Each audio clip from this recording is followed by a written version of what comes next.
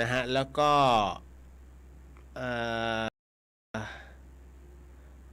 มีพี่ถามมาว่าคนที่เขารู้จักกันเนี่ยแล้วพอตายไปเคย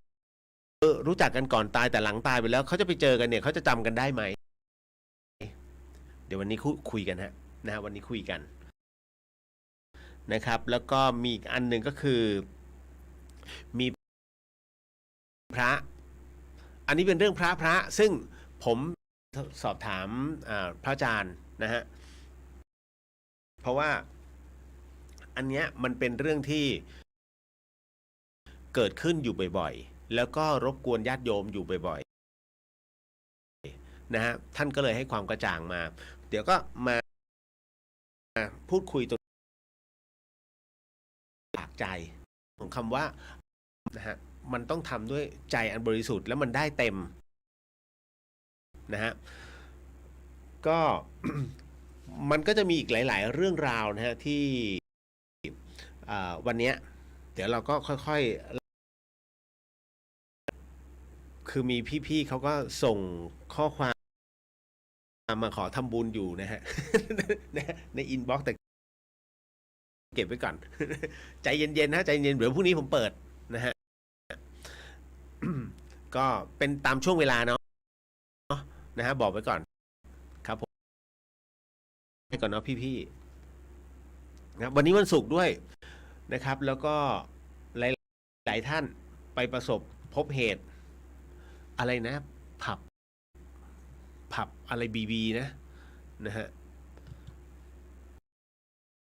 ที่มีข่าวเมื่อคืนนี้ฮะตอนตีหนึ่งอะฮะใช่ไหมใช่ไหมอ่านั่นแหละครับอารมณ์เดียวกับซานติก้าอารมณ์เดียวกันเลยนะฮะอันนี้ผมไม่ขอพูดถึงยังเป็นเหตุสลดอยู่ถามคือมันก็มีคำถามที่เข้ามาแหละว่าเอ่อณตรงเนี้ยคนที่เขาเผชิญชะตากรรมตรงเนี้ยทำไมถึงต้องเป็นแบบนั้นมันมีเหตุและเป็นปัจจัยวันนี้ก็เลยลองพิจารณาเล่นๆก็พูดคุยกับสายฤทธิ์ทั้งหลายเล่นๆเนี่ยนะฮะมาลงบางอย่างที่คับคล้ายเขาเรียกคับคล้ายคับคลาแต่เรายังไม่พูดถึงเพราะเป็นเหตุสลดอยู่วันนี้นะฮะหลายคนก็จำได้ไหมฮะเมื่อปีไหนปี58ฮะใช่ไหมปี58เนาะสตันติก้าผับนะ58 59แถวๆเนี้ยที่เอกมัยวันขึ้นปีใหม่พอดีแล้วช่วงตรงนั้นเนี่ยเขาส่วนหนึ่งก็กำลังเมาและเฮฮาข้ามปีนะฮะเพราะฉะนั้นคนกลุ่มหนึ่งขึ้นสวรรค์อีกคนกลุ่มหนึ่งจะไปอยู่ที่ไหนคำตอบมันมีอยู่แล้วถูกไหมฮะนะฮะเพราะฉะนั้นเนี่ยอันเนี้ยมันจึงกลายเป็นภาพเก่าแต่ไปอยู่ในสถานที่ร่วมกันนั่งสมาธิแล้วก็ทำการสวดมนต์ไม่ใช่ขออภัยทำการว่าข้อศีลแล้วก็ว่าด้วยกำลังสมาธิและช่วงท้ายอ่ะนะฮะที่เราแผ่สัพพวิญญาณทั้งหลายทั้งปวงหรือว่าบุญตรงนั้นที่เรากล่าวถึงให้กับสัพพวิญญาณน่ะเขาก็มีส่วนร่วมในการได้รับไปตรงนั้นด้วยเช่นกันนะฮะอันนี้ก็เลยต้องขอโมทนาสาธุด้วยเดี๋ยววันนี้ก็คงเช็คเองหรือคนเมื่อถึงวาระมันไม่จำเป็นจะต้องไปอยู่ณสถานที่แบบนั้นบนท้องถนนก็อยู่ได้เดินอยู่ก็ไปได้นะฮะเพราะฉะนั้นมันถูกกรรมเป็นผู้กำหนดและเป็นผู้ลิขิตว่าจะต้องอยู่ตรงนี้นะฮะเพราะฉะนั้นเหตุตรงเนี้ยไม่โทษใครไม่ต้องไปโทษกันเลยนะฮะเพราะฉะนั้นเรามีหน้าที่ก็คือเราขอโมทนาบุญนะครับแค่นั้นฮะก็ช่วยเขาหน่อยนะฮะบางท่านนะเห็นไหมรู้สึกว่าจะมีอะไรนะกัปตัน นะฮะกัปตันคือบริกรใช่ไหมฮะที่ออกมาได้แล้วแต่ด้วยความรับผิดชอบอยากจะไปช่วยคนในขณะที่ไฟโหมเขาเข้าไปอีกรอบหนึ่งก็เลยกลายเป็นหนึ่งใน14คนที่เสียชีวิตนะฮะอันเนี้ยนะครับ ก็ถือว่าเป็นอะไรที่ชื่นชมในความมีศักดิ์ศรีของกัปตันท่านนี้นะครับเอาล่ะขออนุญาตทักทายเนาะนะฮะคุณคุณพี่มุนาบอกว่าเปลี่ยนหลังคามาเหรอคะเปลี่ยนมาจากกรุงเทพแล้วครับ นิดนึงตอนแรกว่าจะเป็นสกรีนเฮดไปไม่เอาดีกว่าเห็นไหมทุกอย่างมันบ่แน่ไม่แน่นอน ผมกะว่าสกรีนเฮดดีกว่าไงแต่ว่าไว้ก่อน เอาไว้ก่อน นะฮะแล้วก็พี่พุทธโอ้ยถึงนะครับคิดถึงครับพี่พุทธ กุ๊บกิ๊บสวัสดีครับพี่เรียวคุณแม่ฝากสวัสดีด้วยนะคะ มีคำถามด้วยค่ะ ถามเก่ง งานจุลกฐินปีนี้พี่เรียวจั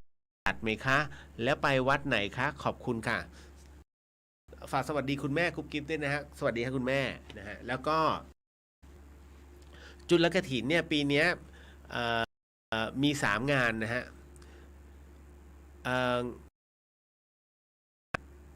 เดี๋ยวคือที่ต้นบุญธรรมสถานจังหวัดชลบุรี งานที่2ของผมเนี่ยจะเป็นที่ลำพูนทั้งคู่เลย อยู่ในส่วนของเดี๋ยวนะวันที่3 4 5 6เดี๋ยวนะ3 4 5 6มันผมจำวันไม่ได้แต่เดือนพฤศจิกานะฮะก็จะมีที่วัดป่าบุกของท่านเล็กนะแล้วก็ท่านนัดวัดอะไรว่าอะไรวัดอะไรเจดีที่ลำพูนนะฮะก็2 วัดเนี้ยนะของวัดท่านนัดเนี่ยตอนเช้าวันที่4 4 5 6 7 84 ถึง 9ใช่วันที่4ของท่านนัดที่ลำพูนนะฮะวัดอะไรเจดีจำไม่ได้แล้วนะฮะวันที่5วัดป่าบุกก็มี2 วันนะฮะมี2ตียาวขึ้นดอยไป เอาจริงนะมันเหนื่อยนะคุณนะครับไม่ใช่ว่าบางคนเห็นหุยพี่เลียวได้เที่ยวเดี๋ยวท่านเวลาท่านเห็นนะท่านเห็นตอนผมโพสต์แต่ท่านไม่เห็นเบื้องหลังว่าก่อนจะเป็นภาพตรงนั้นนะผมต้องไปลุยแค่ไหนแล้วก็บางที GPS มันพาไปเกือบตกเหวก็มีแล้วมันพาขึ้นดอยพาโอ้โหสุดๆผมสงสารรถนะบางทีผมต้องนอนในรถนะฮะแล้วก็กางเต็นท์ข้างนะฮะไม่มีใครรู้ แล้วแต่ว่าคือมันก็สลับสับเปลี่ยนกับนอนรีสอร์ทไงนะฮะส่วนใหญ่แล้วผมก็จะเตรียมพวกไฟสำรองแต่ว่าผมจะใช้แบตเตอรี่รถยนต์คุณสามารถเปิดพัดลมได้นะฮะชาร์จชาร์จโทรศัพท์ได้ถึงสัปดาห์นึงอะ คือประมาณถ้าใช้ชีวิตอยู่ข้างรถเนี่ยเป็นสัปดาห์คุณจะมีพักใช้ได้หมดอะ นะฮะเดี๋ยวนี้โอเคสุดยอดวิวัฒนาการนะแล้วก็กว่าจะได้พื้นที่หมายถึงว่าวัดที่เราต้องการเนี่ยฮะว่าจะต้องล้างก็เยอะฮะมันต้องหาข้อมูลเยอะพอสมควรนะฮะ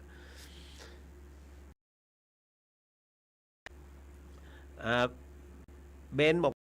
ค่ะสวัสดีครับผมนะฮะก็ทักทายมาฮะ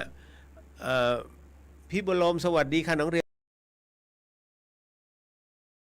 นสวัสดีครับพี่นะฮะคุณจินนชากราบนมัสการพระอาจารย์และธรรมสวัสดีวันพระค่ะคุณเรียวโมทนาสาธุครับนะฮะอ้าวกิ๊กสบายดีนะสบายดี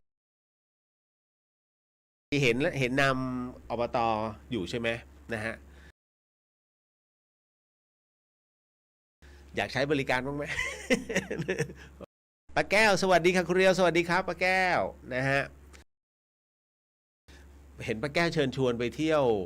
สกายวอล์กที่อ่าเขื่อนเขาแหลมนะฮะก็สามารถนะตอนนี้เมืองการเขาเพิ่งเปิดตอนที่ผมไปเขาไม่ให้เข้า เซ็งเป็ด นะคุณรู้ไหมทำไมมันคือสมัยก่อนเนี่ยสัตว์มันพูดกันได้นะฮะไม่ว่าจะเป็นช้างม้าวัวควายนะฮะเป็ดไก่ทั้งหลายนะฮะประมาณว่า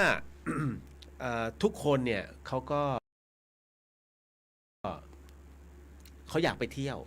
คือเขาเที่ยวกันจนอีกที่หนึ่งนะฮะอีไก่นะฮะก็บอกว่างั้นฉันขอไปตรงนี้ดีกว่านะฮะสุดท้ายแล้วเนี่ยฮะไอ้เจ้าลิงซึ่งเป็นหัวหน้าก็เลยถามเป็ดเป็ดมึงอยากไปไหนเป็ดพูดมาคำเดียวกลับ โอ้โหยังไม่ทันเที่ยวเลยมึงกลับแล้วอันเอาปาล์มรายงานตัวครับคุณเรียวสวัสดีครับผมนะฮะคุณจันยาสวัสดีครับคุณเรียวสวัสดีครับนะฮะคุณนยนาเมื่อวานหลับ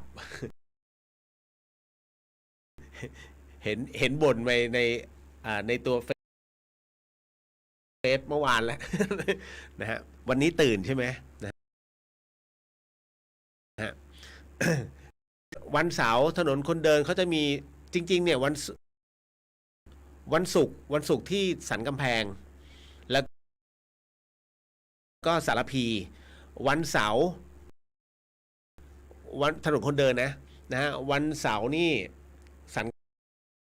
กำแพงแล้วก็ประตูเชียงใหม่วันเดี๋ยวจัดไปนะอืม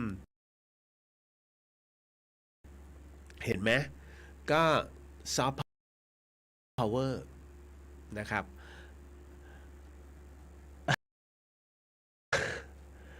นะฮะแล้วก็คุณวรินทร์บอกว่าสวัสดีครับพี่เลียวสวัสดีฮะนะฮะอ๋อคุณเจว่าจะถามตั้งแต่คราวที่แล้วว่าทำไมต้องเป็ด มันพูดเป็นคำเดียวไงไอ้เป็ดไปไหนกลับนะโอ้เซ็งว่ะเซ็งเป็ดชวนไปไหนมันกลับอย่างเดียวนะฮะขจรศิลป์สวัสดีครับพี่เลียวสวัสดีครับนะฮะพี่ต้อยสวัสดีฮะสวัสดีครับวันนี้ทันได้ฟังก็ใส่คำถามพี่ต้อยลงไปด้วยนะฮะคุณนบบอกว่าสวัสดีค่ะคุณเรียวสวัสดีฮะนะครับเอาละก็เดี๋ยววันนี้นะฮะป้าแก้วบอกเขาแหลมเปิดนานแล้วค่ะที่กำลังเปิดคือแพหน้าเมืองค่ะเปิดเมื่อวานให้นายกเดินก่อนค่ะอ๋อนะฮะเข้าใจฮะอ๋อมีหน้าล่ะนะฮะน้องมิ้นสวัสดีครับพี่เลียวสวัสดีค่ะน้องมิ้นนะฮะแล้วก็คุณจันสวัสดีค่ะเดี๋ยวนะผมรู้สึกว่าวันนี้มีถามเรื่องผู้เสียชีวิตนะของผับเมื่อคืนนี้ที่ระยองไม่พูดถึงนะฮะแต่ว่าขอแสดงความเสียใจกับญาติของผู้เสียชีวิตทุกๆคนเพียงแต่ว่าเดี๋ยววันนี้มันจะมีเรื่องอะไรนะไม่กล้าไปปฏิบัติธรรมค่ะเพราะกลัวผี เดี๋ยวมาคุยกันนะฮะจะให้แก้ไขยังไงใช่ไหมเดี๋ยวค่อยว่ากันนะฮะโอ้วันนี้มีหลายเรื่องอยู่นะครับ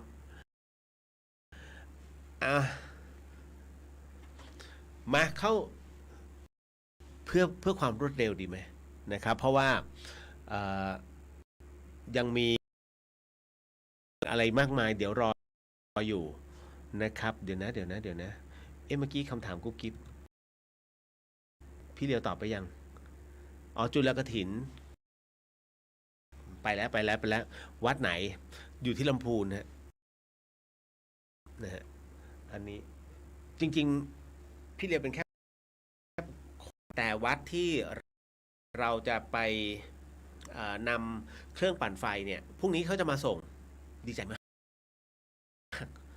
พรุ่งนี้9 โมงครึ่งผมต้องรีบนอนแล้วก็รีบตื่น เขามาส่งที่ธรรมสถานนะครับ แล้วก็จะไม่บอก คือผมเดี๋ยวมาแล้วมันไม่เวิร์กครับนะพอดูตรงนี้เสร็จปุ๊บผมก็ต้องถ่ายรูปเดี๋ยวโพสให้ดูนะฮะอันเนี้ยจะนำไปนะที่มีที่แม่แจ่มนะฮะวัดผมก็จำไม่วัดพระธาตุอะไรทุกอย่างสำนักสงฆ์นะฮะบ้านห้วยเดือซึ่งท่านที่ผมบอกต้องข้ามไป30 ลำน้ำแล้วอยู่บนดอย แล้วข้อสำคัญคือท่านสร้างค้างเอาไว้เพราะไม่มีไฟฟ้าที่ต้องการเนี่ยคือเครื่องปั่นไฟเพื่อเพื่อจะเอาตรงเนี้ยไปใช้แล้วเดี๋ยวผมต้องอ๋อรู้แล้วขออนุญาตฮะถ้าปัจจัยเหลือวันพรุ่งนี้จะเรียกบุญแค่3 ชั่วโมงพรุ่งนี้ถ้าปัจจัยเหลือจะขอ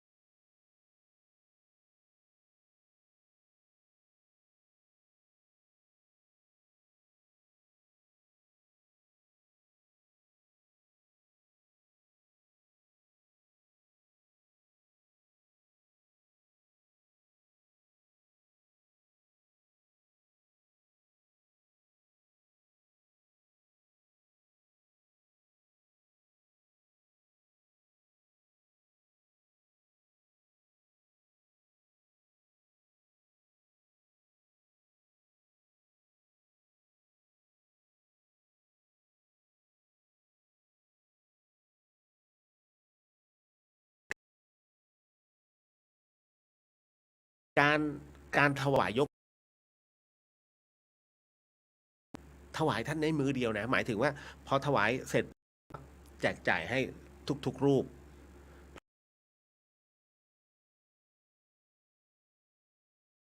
เพราะว่าท่านไม่สะสมแต่ถ้าผมต้องอธิบายแบบนี้ตอนที่ถวายผมจะต้องถวายแค่1 ขวดแล้วที่เหลือผมต้องฝากที่โรงครัวแล้วก็แจ้งทางแม่ครัว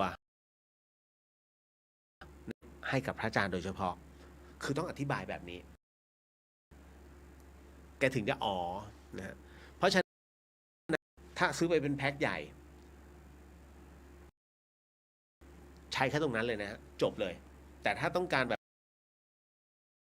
แบ่งถวายแต่ละวันไปโรงครัวแล้วก็ตั้งแต่คุณต้องถือถึงมือท่านนะฮะเพียงแค่ตั้งใจบุญก็ได้แล้วนะฮะเพราะนั่นคือความตั้งใจที่เต็มใจแล้วข้อสำคัญก็คือในเรื่องของการทำบุญเนี่ยฮะอย่าหลวงพ่อพระเดชพระคุณพระราชพรหมยานเนี่ยท่านบอกว่าอย่าเรื่องเยอะยิ่งถ้าต้องการ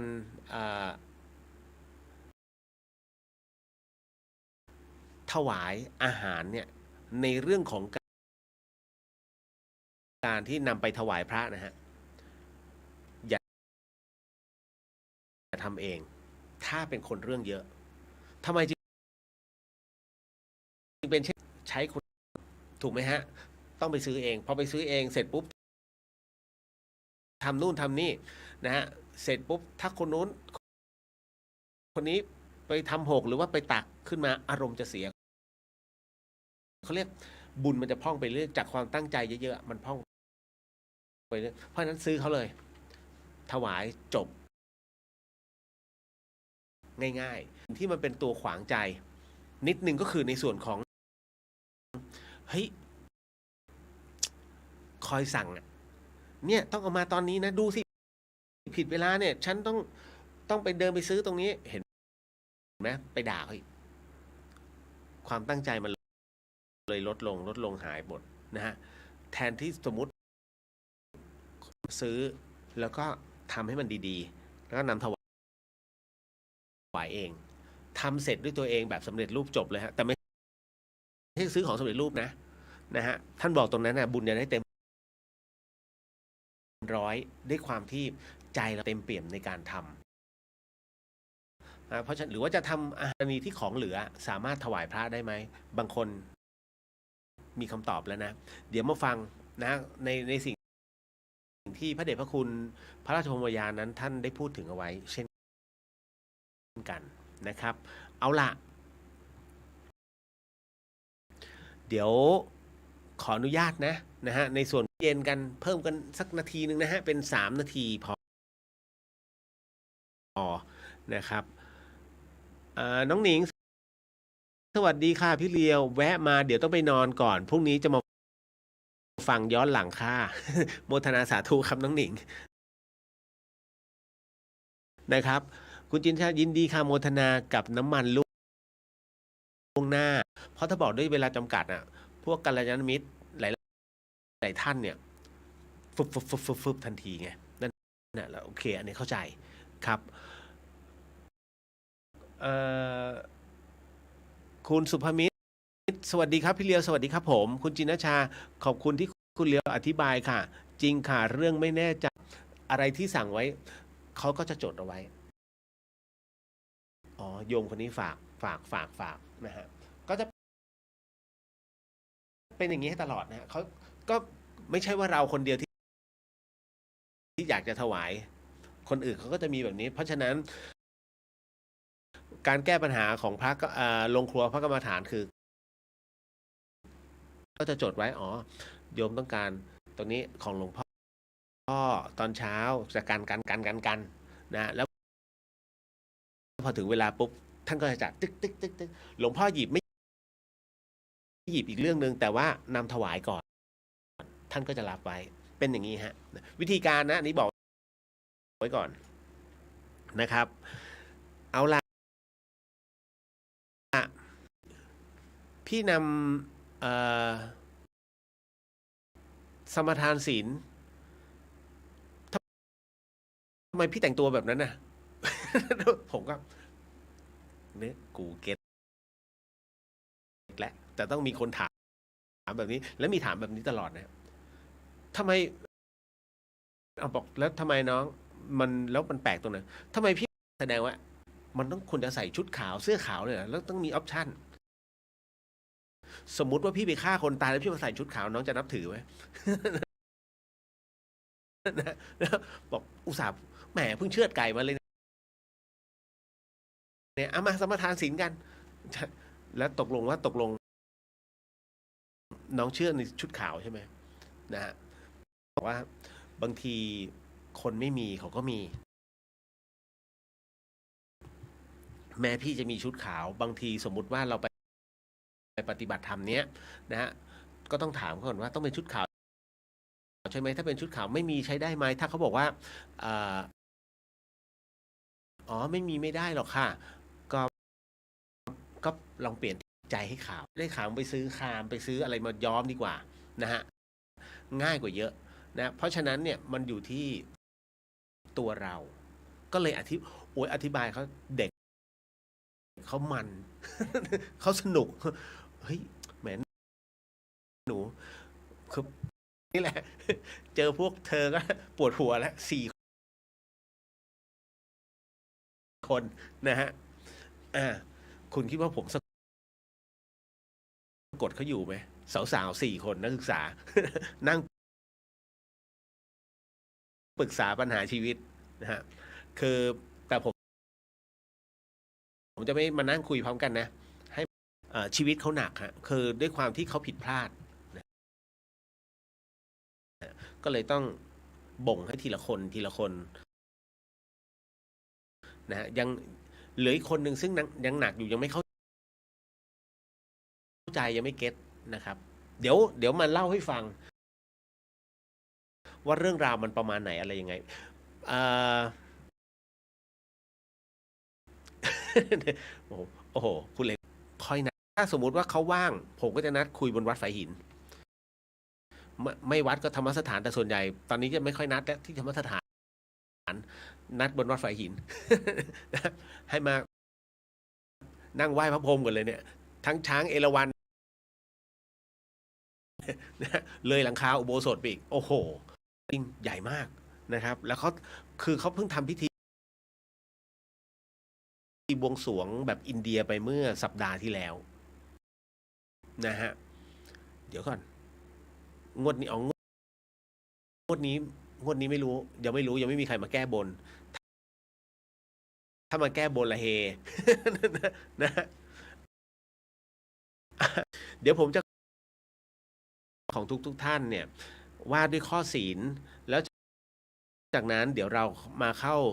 กรรมฐานกันแป๊บหนึ่งแล้วมาตอบคำถามนะฮะในส่วนของตรงนี้ผมก็จะใช้กรรมฐานน้ำเย็นนะฮะกรรมฐานน้ำเย็นของก็ท่านใดถนัดอะไรแบบไหนเรานั่งพร้อมกัน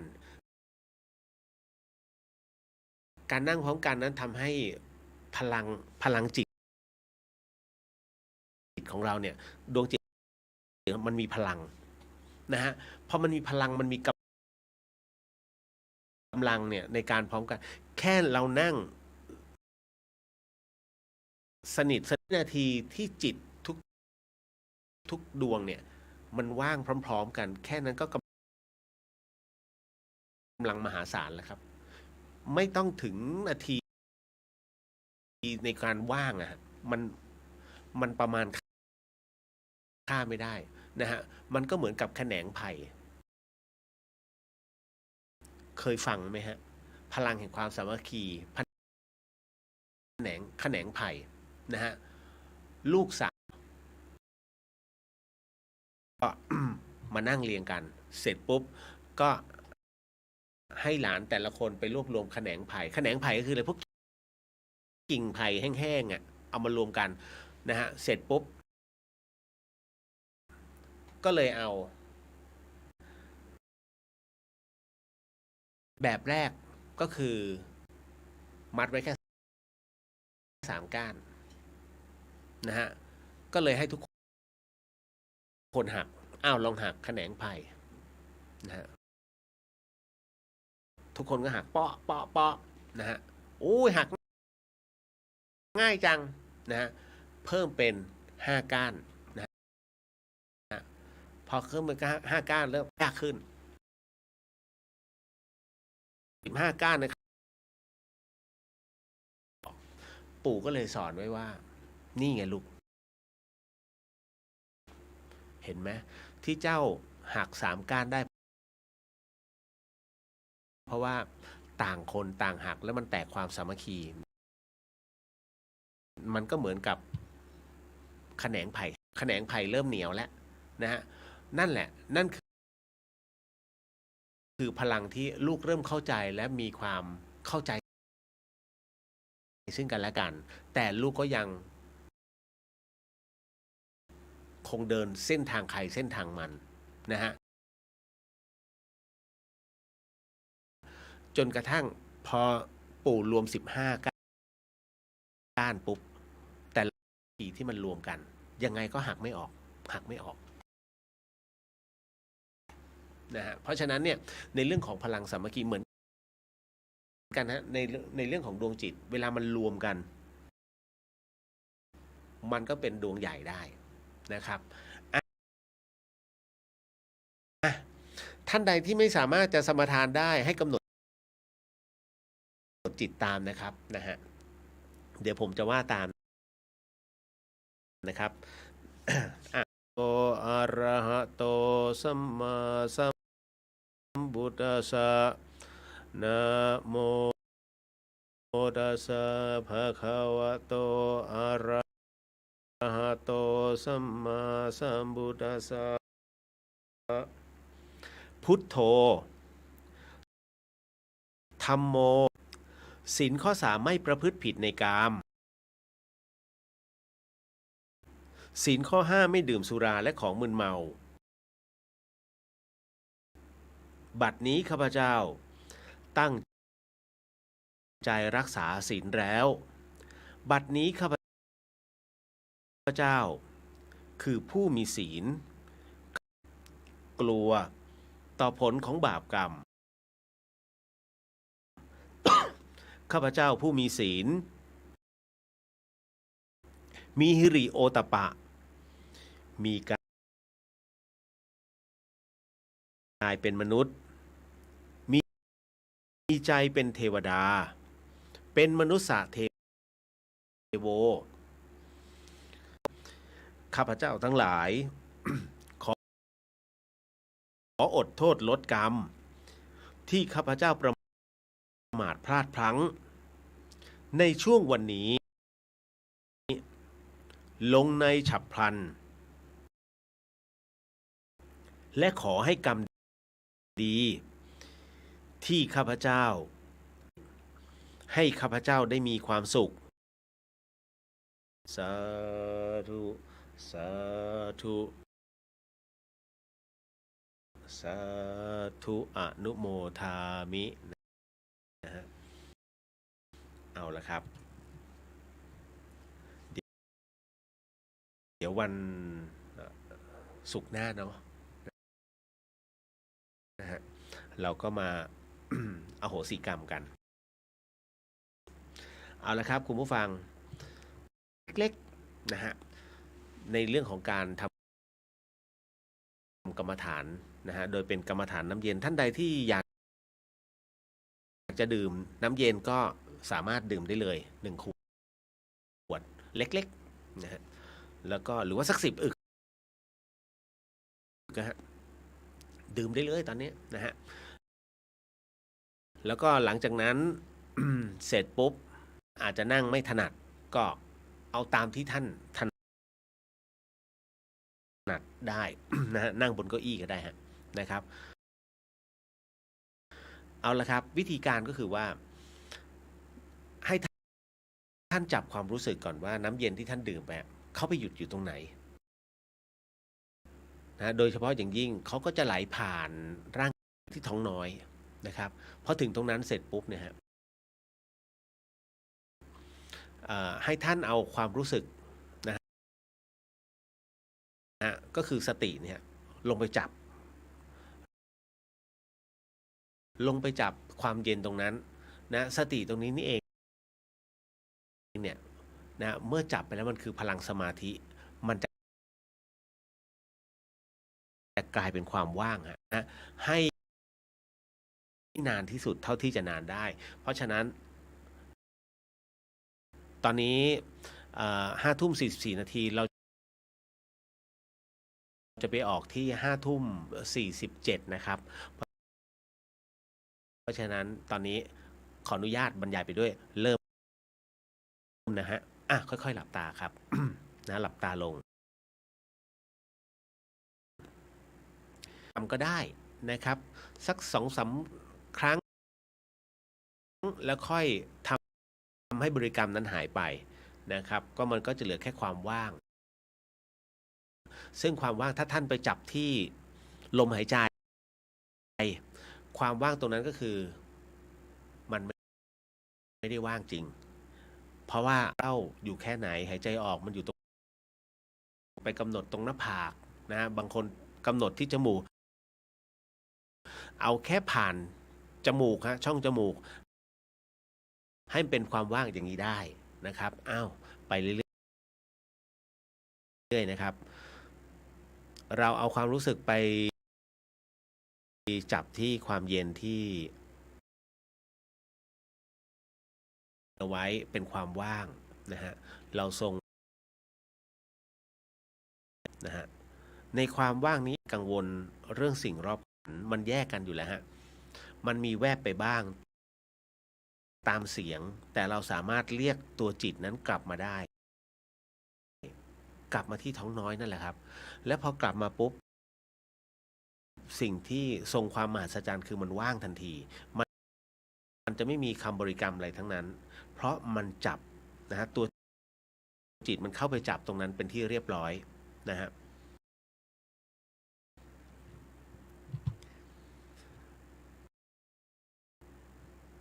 หลายๆท่านนะครับก็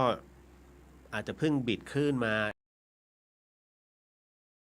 ท่านกำลังเข้ากรรมฐานที่มันเกิดขึ้นเราสลัดอารมณ์ออกไปนะเพื่อที่จะได้เสียเวลาสัก1 นาทีถึง2 นาทีนะครับมานั่งสมาธิพร้อมกันนะฮะในวันขึ้น8 ค่ำในวันนี้ฮะเป็นวันพระอีก1 วันนะฮะแม้ว่าวันนี้เป็นอีก1 วันธรรมสวนะกาโรนะฮะแล้วก็ เป็นอะไรที่เราสามารถรวบรวมกำลังตรงนี้ฮะมาเป็นกำลังพลังบุญได้เมื่อเช้าใครไม่ได้นะฮะเอาละครับค่อยๆถอนสมาธิค่อยๆลืมตาบางคนบอกฮะแป๊บเดียวเหรอแป๊บเดียวฮะถ้าไปกว่านั้นนะฮะให้ฝึกเองนะครับค่อยๆลืมตาค่อยๆลืมตาแล้วก็ ค่อยๆถอนออกมาโมทนาสาธุกับทุกท่านนะครับเพราะว่าเขาเรียกช้างกระดิก นะพอมันว่างตรงกันเนี่ยผมว่ามันต้องมีช่วงเสี้ยววินาทีอ่ะที่มันไปตรงกันทั้งหมดทั้งมวลทุกดวงนะฮะอันนี้แหละทรงพลังมากเอาละเก็ตแล้วเนาะดีนะดีไหมฮะนะครับบางท่านก็รู้สึกว่าดีเรียกว่าทรงกำลังเอาไว้หลับลึกประมาณว่าเฮ้ยทำงานมันไม่ไหวแล้วอยู่คุณป๊อกไปเลย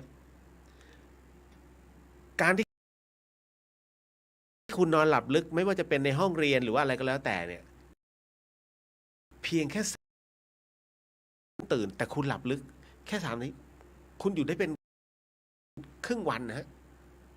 ได้พักนิดเดียวการหลับลึกคือการสลัดทุกอย่างออกไปในหัวเป็นที่เรียบร้อยทำไมจึงเกิดหลับลึกขึ้นมาคุณสังเกตไหมทำไมเวลาเราเลิกงานมาแล้วหรือว่าเลิกประชุมมาเครียดคิดเลยไม่ออกคิดไม่ออกสุดท้ายไปลงกับลูกน้องหรือว่าสุดท้ายไปลงกับสิ่งรอบข้างโดยการช้อปปิ้งนะฮะโดยการกินถูกไหมฮะเป็นเพราะว่าอะไรฮะเพราะว่าที่คุณคิดไม่ออกเพราะจิตคุณล้าเขาเรียกถอยมา1 ก้าว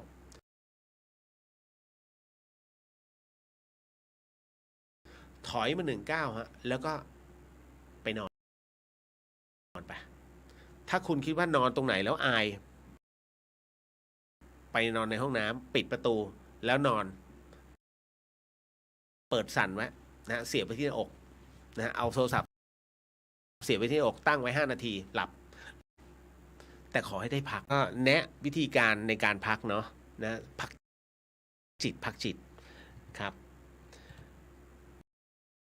เดี๋ยวเราก็จะมาตอบคำถามกันนิดนึงอันนี้คืออะไรเอ่ย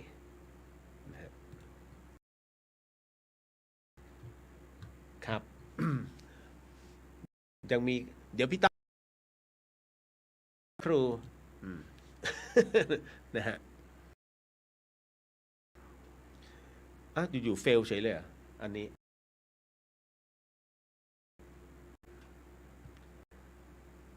กุ๊กกิ๊บบอกว่ามาเลยค่ะเลยเปลี่ยนมาเป็นกำหนดเย็นก็สงบเหมือนเดิมค่ะของดีจริงค่ะสาธุโอ้โหเอาโมทนาสาธุฮะคุณนันทินีสวัสดีจ้าคุณเรียสวัสดีครับผมนะฮะพี่สุวรรณยาสวัสดีครับนะฮะพี่สุวรรณพอดีพี่ท่านทักมานะครับแล้วนะ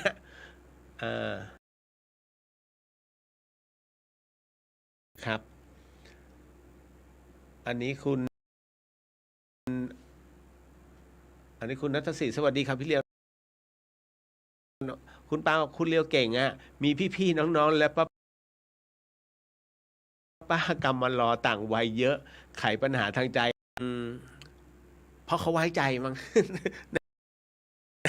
ไม่ผมจะพูดออกรายการเสมอว่าเอ่อถ้าท่านคิดว่าบนโลกใบเนี้ยไม่รู้จะคุยกับใครนะฮะให้เลยลึกว่ามีผมอะน่าจะการรับฟังปัญหาหมายถึงว่าให้เขาได้อั้นพ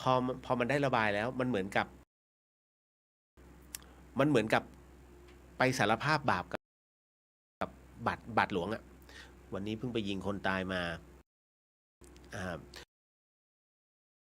แล้วลูกพระเจ้าก็อ่า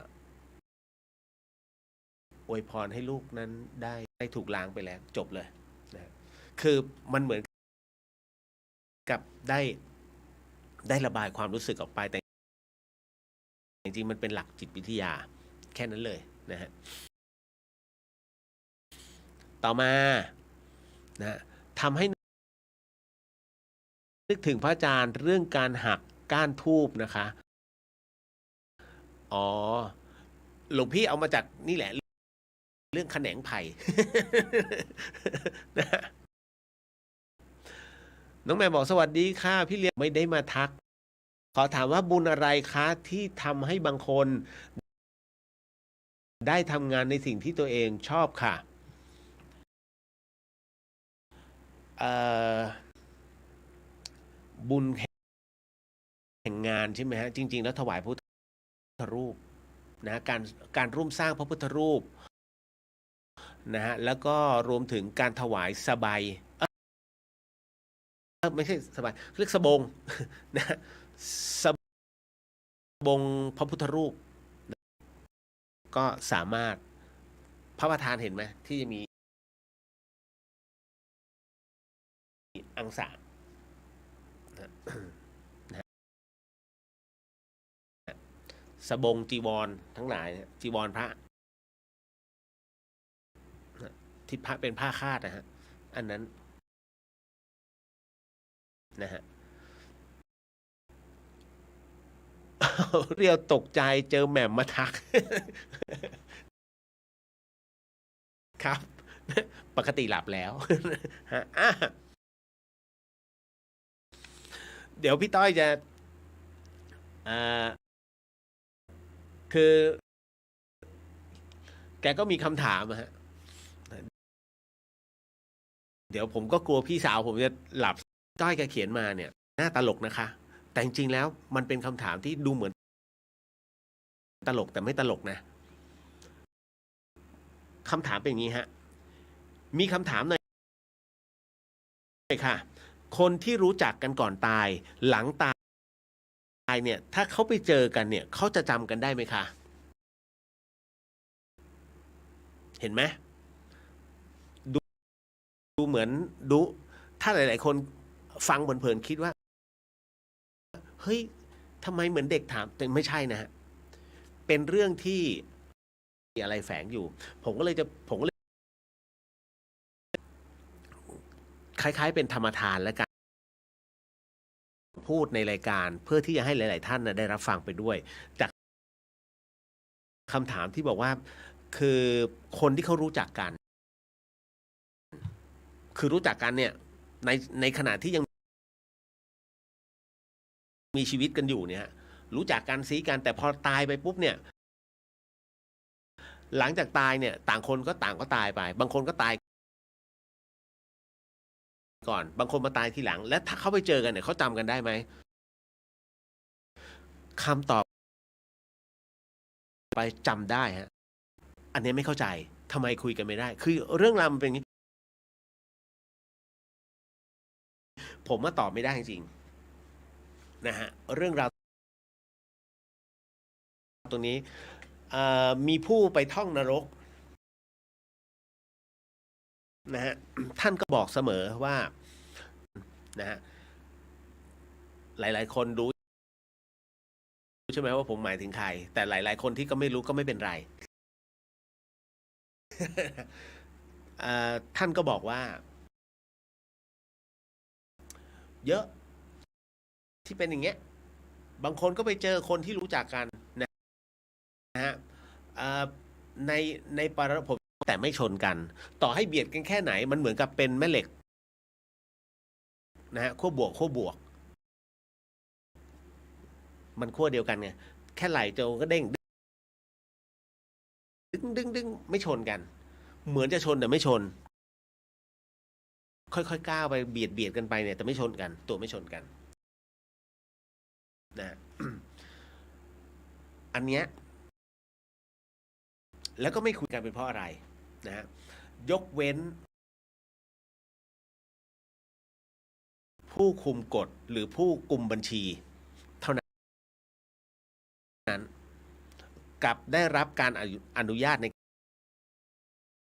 การพูดคุยอันนี้คนละกรณีการเข้าฝันนะเพราะฉะนั้น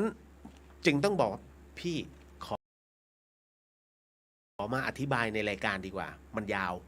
เรื่องตรงนี้มีปัญหาอันนิดหนึ่งผมไม่มั่นใจแต่ว่าเดี๋ยวจะพยายามจะมันกำลังดีบูตเครื่องนะผมกลัวไอ้ช่วงของเดอะเฮียนนะฮะมันจะหายไป นะฮะตลอดเลยฮะพอพูดถึงผมพูดเรื่องนรกสวรรค์เรื่องของวิญญาณบางบางวิญญาณนะฮะปรากฏว่า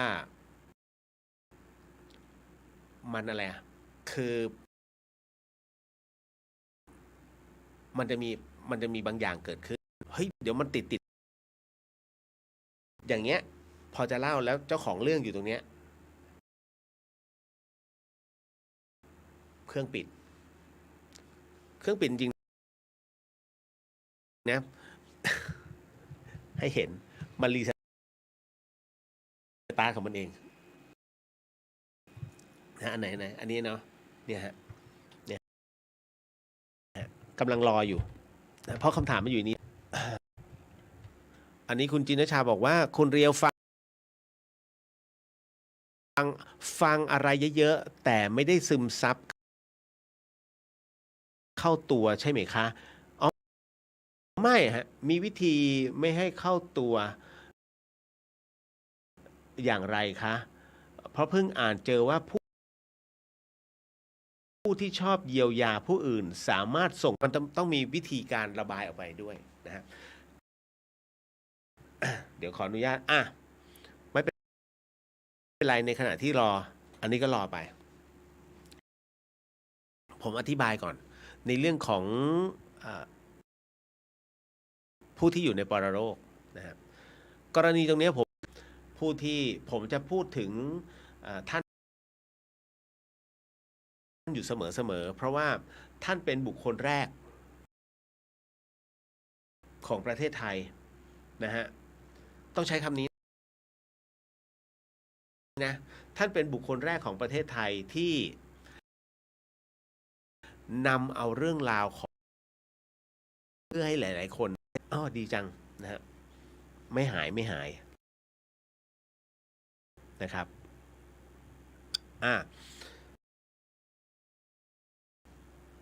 พอถึงตรงนี้เสร็จปุ๊บเนี่ยก็เลยต้องบอกว่ากรณีตรงนี้นะผมก็เลยให้พี่ต้อยไปลองดูนะว่าเรื่องของคุณท่านพันเอกสนอจินตรัตน์นะพูดถึงในเรื่องของตอนที่ไปพื้นที่ที่บรรยากาศขมุกขมัวใช้คำว่าบรรยากาศที่ค่อนข้างจะขมุกขมัวแล้วผู้คนก็เหมือนกับที่ผมบรรยายว่าเมื่อกี้ที่ท่านคนนั้นไปลุยเหมือน แทบจะชนกันแต่มันไม่ชนกันนะฮะ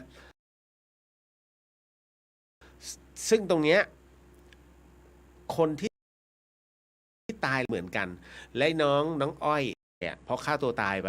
นะฮะแล้วก็กลับฟื้นขึ้นมาได้ก็อยู่ในสถานการณ์แบบนี้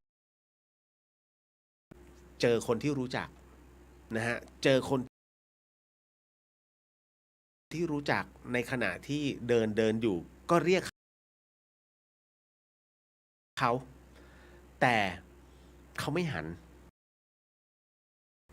และเขาก็เห็นแต่เขาก็ไม่ได้ทักซึ่งท่านก็สังเกตว่าคนที่เดินกันเนี่ยทั้งหมดทั้งมวลเนี่ยไม่มีใครคุยกับใค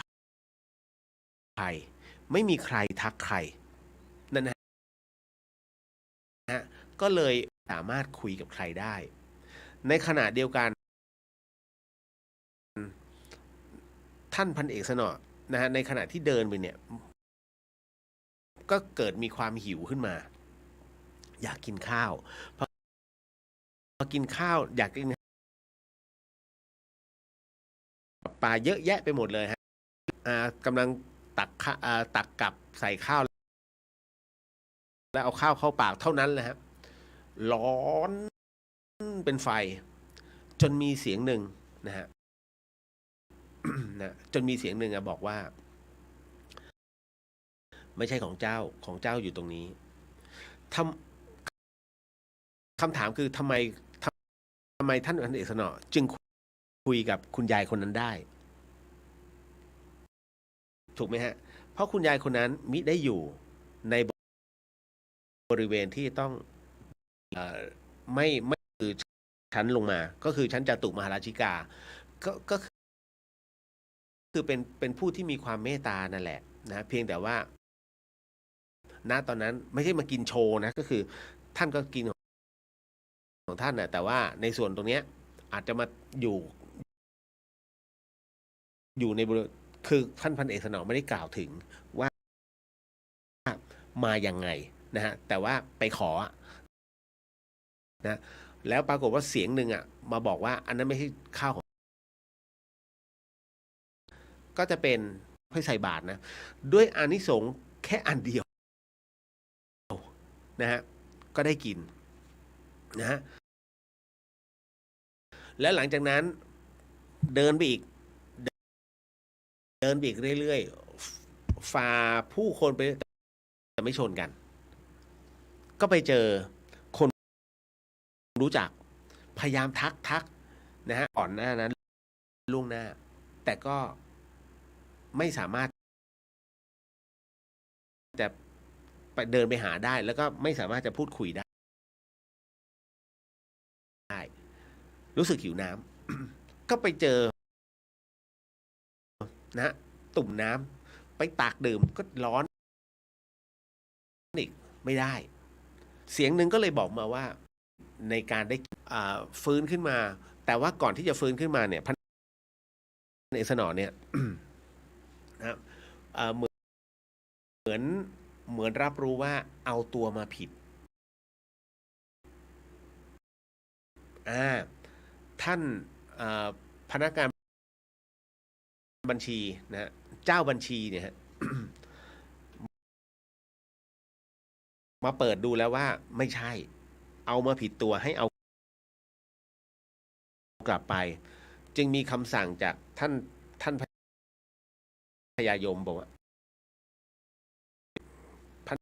จำได้หมดเลยอ๋อไอ้นี่วันตายวันนี้นะฮะอันนี้ตายวันนี้พศนี้เดือนกี่คนแค่แวบเดียวนะฮะก็มาคือสมัยก่อนไม่มีฉีดฟอร์มาลีนไงคือถ้าฉีดต้องบอกแจ้งความจำนงไปเดี๋ยวนี้ไม่ได้ไม่ต้องแจ้งกูก็ฉีดนะฮะเพราะฉะนั้นตายแล้วฟื้นจึงไม่มีพอหลังจากนั้นเสร็จปุ๊บ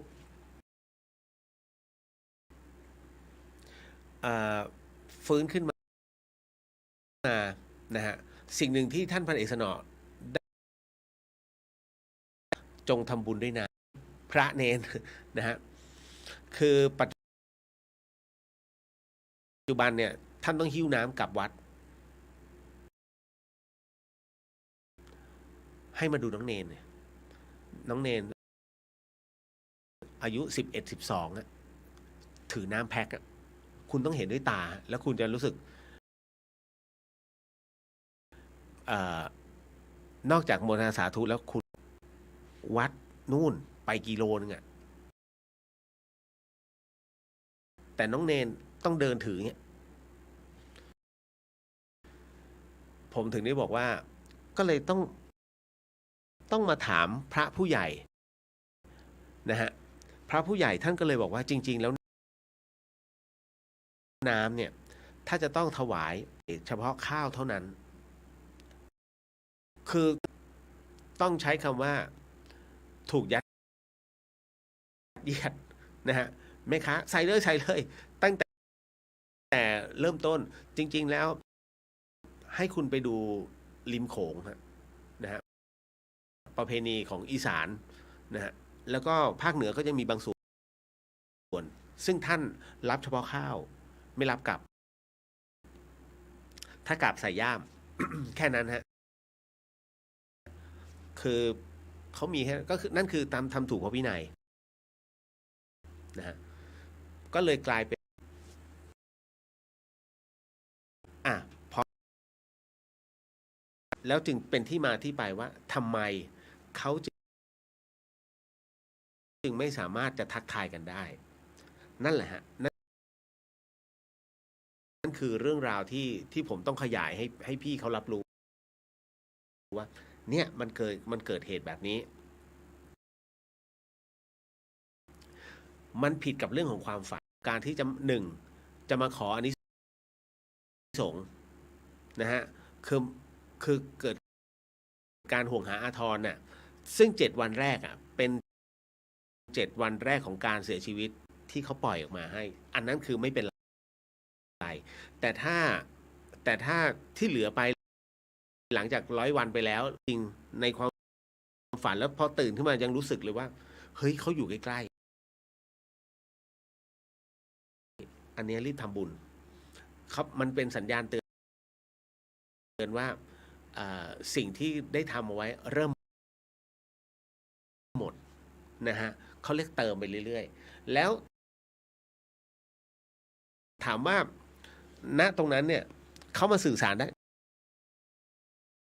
ได้ฮะด้วยกำลังการปรากฏตัวมาปรากฏให้เห็นกว่านิดนึงแต่ต่ำกว่านี้จะเสียกำลังเยอะแต่ถ้าสูงมาเนี่ยสบายหน่อยก็คือภูมิเทวดาสูงกว่ามนุษย์นิดนึงแต่ยังไม่ได้ขึ้นไปจตุมหาราชิกานะฮะมันค่อยๆเลื่อนด้วยพลังบุญดังนั้นเนี่ยของข้าวปลาอาหารที่การถวายที่ผมนำถวายเครื่องปั่นไฟให้ท่านที่ร่วมมาโมทนาเนี่ยฮะต้องถามว่าวิญญาณต้องเอ่อเพิ่มพลังแห่งรัศมีเขาเรียกกำลังบุญเสมอพอหลังจากไปที่วัดท่าซุงแล้วก็อ่านเดี๋ยวก็อ่านของท่านมีบอกอยู่เหมือนกันของสิ่งที่ทำบุญนะถามว่าได้รับไหมเป็นภพภูมิเป็นเทวดานะนั่นแหละพระเวสีไม่มีคนทำให้อันนี้เขามันจะกลายเป็นอาหารที่พวกเราหลายๆท่านเนี่ยโมทนาให้เขาอันนั้นเขาได้จริงๆครับเอาละบอกว่าเรื่องของน้องอ้อยนั้นเล่าวันไหนใครอยากจะย้อนไปฟังน้อง1 ใน 4พี่เลียวเล่าให้ฟังอีกรอบหนึ่งไหนๆก็ไหนแล้วพอดีในเฟซขอมานะฮะมีน้องนักศึกษาเข้ามาฟังด้วยฟัง เรื่องของน้องอ้อยนะฮะเป็นเรื่องที่ผมเล่าอยู่นะแล้วก็ยังคงเล่าอยู่พี่เลี้ยวลูกหนู นะคือตอนแรกแบบ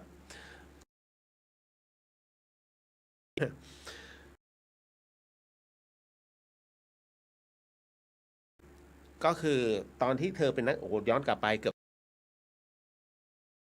10 ปีแล้วเธอเป็นนักศึกษาแห่งหนึ่งนะฮะก็เก๊กเอาเรียกว่าผมอยู่ธรรมสถานเนี่ยก็น้องเขาบอกเขาเคยเดินขึ้นมาแล้วก็เคยเจอแต่ว่าผมไม่ได้ทักว่าเป็นคนสวยต้องบอกก่อนเป็นนักศึกษาที่สวยมากตอนนั้นน้องอ้อยมีแฟนเป็นนักบอลตัวมหาลัยอ่าแน่นอนที่สุดนักบอลนักกีฬาถ้าพูดถึงมหาลัยปุ๊บจะมีสาวๆมากรีดโดยเฉพาะยิ่งข้างสนามและอ้อยเป็นคนที่ขี้หึงหน้าตาดีกลับไปห้องทีไรก็ทะเลาะกันตลอดนะแฟนก็ง้อตลอดจนกระทั่งวันหนึ่งนะฮะปรากฏว่าเหมือนเดิมสาวก็มากรีดไอ้นี่ก็ไม่รู้เรื่องหรอกว่าเขามากรีดนะฮะรู้ว่าแฟนรอตรงอัศไม่ได้คิดอะไรมากจนกระทั่งเห็นและสาวๆเข้าไปลุมล้อมก็มองไปบนอัศจรรย์อ้อยเก็บของไปเลยก็กลับห้องพอกลับห้องเสร็จปุ๊บแต่ว่าตอนนั้นเนี่ยรู้สึกว่าช่วง2 ทุ่มเขาจะมีนัดกับกลุ่มเพื่อนเขาที่ผับแห่งหนึ่งนะฮะผับไม่ใช่ที่ไฟไหม้นะผับแห่งหนึ่งแล้วกันนะฮะในเชียงใหม่นี่แหละและปรากฏว่าเพื่อนก็สงสัยมีดนะ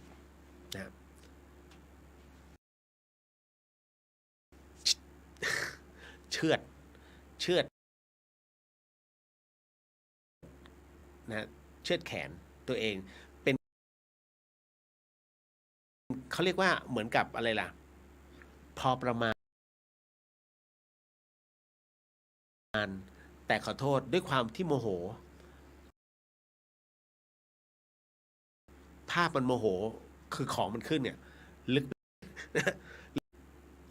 พอโทรศัพท์มือถือมาปรากฏว่าดีก็คิดว่าแฟนโทรมาก็จะบอกให้ช่วยหน่อยปรากฏว่าไม่ใช่แฟนฮะแต่เป็นเพื่อนกลุ่มที่นัดกันอ้อยอยู่ไหนไม่อ้อยพูดอยู่แค่ประโยคเนี้ยเฮ้ยช่วยด้วยไปที่อพาร์ตเมนต์ปรากฏอพาร์ตเมนต์ต้องใช้คีย์การ์ดเราพอไม่ให้ขึ้นพอไม่ให้ขึ้นเสร็จปุ๊บใช้งานเลยฮะ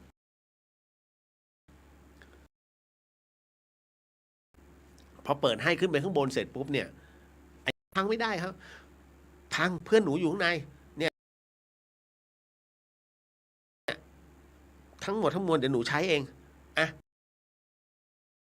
เพิ่มค่าแรงพอเพิ่มค่าแรงให้ปุ๊บเราพอถีบให้เลยปั้งเสร็จปุ๊บอ้อยนอนอยู่ฮะหมดสติเขาก็เลยเรียกรถฉุกเฉินส่งไปที่ส่งเข้าโรงพยาบาลนะฮะสลบไป3 วันฟื้นพอฟื้นขึ้นมาเนี่ยกอดพ่อกอดแม่เหมือนกับแฟนเขาไม่รับรู้แล้วอารมณ์มันเลิกกันไปเลย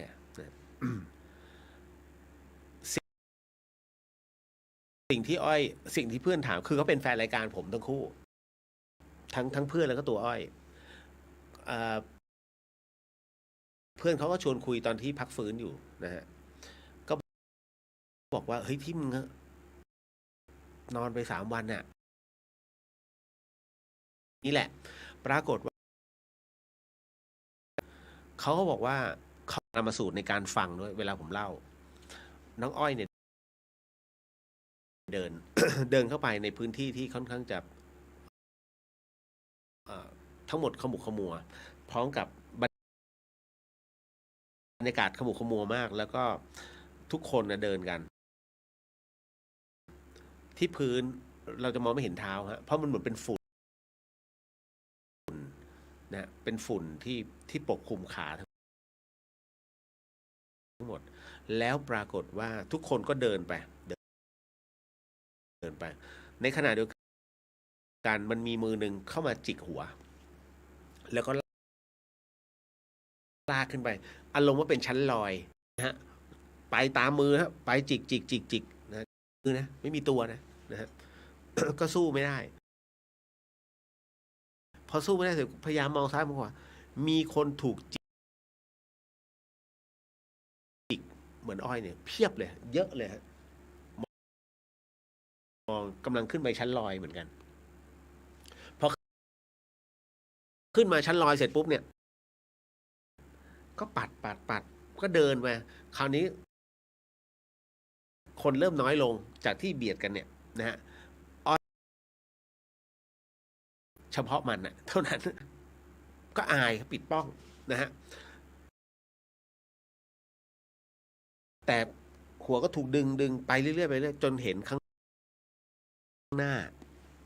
มันมีน้ำตกอยู่ก็เลยถูกลากเข้าไปในน้ำตกอ้อยมันนึกในใจเลยโอ้โหหนาวแน่ๆโอ้โหไม่มีอะไรเลยร่อนจ้อนปรากฏว่าพอเข้าไปบอกพี่เลียวทรมานมากเพราะว่าน้ำตกนะมันไม่ใช่น้ำตกแต่มันเป็นน้ำพองเนื้อร้อนไม่รู้จะทำยังไงฮะคือมันสุดสุดทรมานอ่ะมันร้อนมากนะฮะจนประมาณว่าเหลือเห็นเห็นซี่โครงตัวเองฮะผ่านพ้นน้ำตกมาถึงเสร็จปุ๊บนะฮะ เดินมาได้สักพักหยุดแล้วก็กดตัวเองนั่งลงนะเหมือนกับว่าถอยมานิดนึงข้างผู้ชายเนี่ยมีหมา2 ตัวเคี่ยวมาข้างนอกฮะข้างนอกแก้มนะแล้วตาค่อนข้างสีแดงอ้อยก็มองไปรอบๆเหมือนกันทุกคือทุกฐานเลยนะแล้วก็มีไกลๆฮะอ้อยบอกว่าเหมือนหมากำลังฟัดอยู่แล้วสักพักหนึ่งปรากฏว่าเขาก็ถามชื่ออะไรอันนี้ก็ตอบเลยชื่อนี้นามสกุลนี้นะฮะเสร็จปุ๊บสักพักหนึ่งเนี่ยเขาก็กดหัวเขากดตัวลงพอกดตัวลงเสร็จปุ๊บหลาวแหลมครับทะลุคอทะลุท้ายทอยออกไปนะฮะก็เลยตกใจมากพอมองไปที่ตัวเองผู้ที่คุมอ้อยอ่ะเขายกมือขึ้นเฉยๆแล้วมันมีหลาวแหลมฮะเป็นเหล็กยาวมากปรากฏที่มือแล้วกำลังจะพุ่งครับมาผิดตัวชื่อเหมือนกันนามสกุลสะกดไม่เหมือนกัน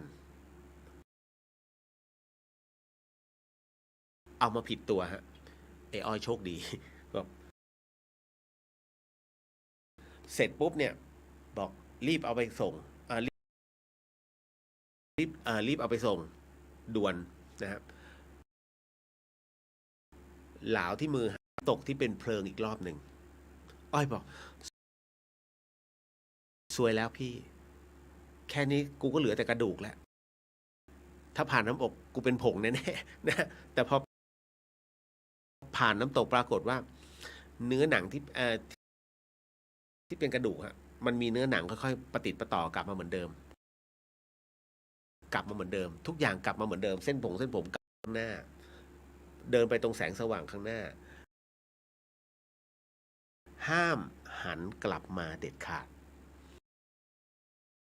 ถ้าเมื่อไหร่ก็ตามที่เดินไปแล้วหยุด แล้วหันกลับมา เขาบอกอย่างนี้ครับว่าใช้คำว่ามึงนะมึงจะไม่ได้กลับมามึงจะไม่สามารถกลับ อ้อยก็เลยวาบตรงแสงสว่าง เป็นช่วงที่หมอกำลังเช็คสภาวะของสมองแล้วก็ดวงตานะว่ารับการสัมผัสมากน้อยแค่ไหนนะแล้วก็ตื่นขึ้นมาพอดีลงโทษนะบทลงโทษเบื้องต้นของคนที่ฆ่าตัวตาย พูดอย่างนี้ฮะเพราะฉะนั้นฐานที่อ้อยไปเจอชั้นลอยสันนิษฐานว่าอุปมาได้ว่าเป็นฐานของการสำหรับลงโทษของผู้ที่ทำการฆ่าตัวตายสู่กันฟังนะฮะแล้วคนที่เปลี่ยนชื่อบ่อยๆล่ะคะในบัญชีจะทราบและตามอัปเดตถูกไหมฮะถูกครับตัวจิตเหมือนเดิมรูปร่างเปลี่ยนแค่ไหนต่อให้ซิลิ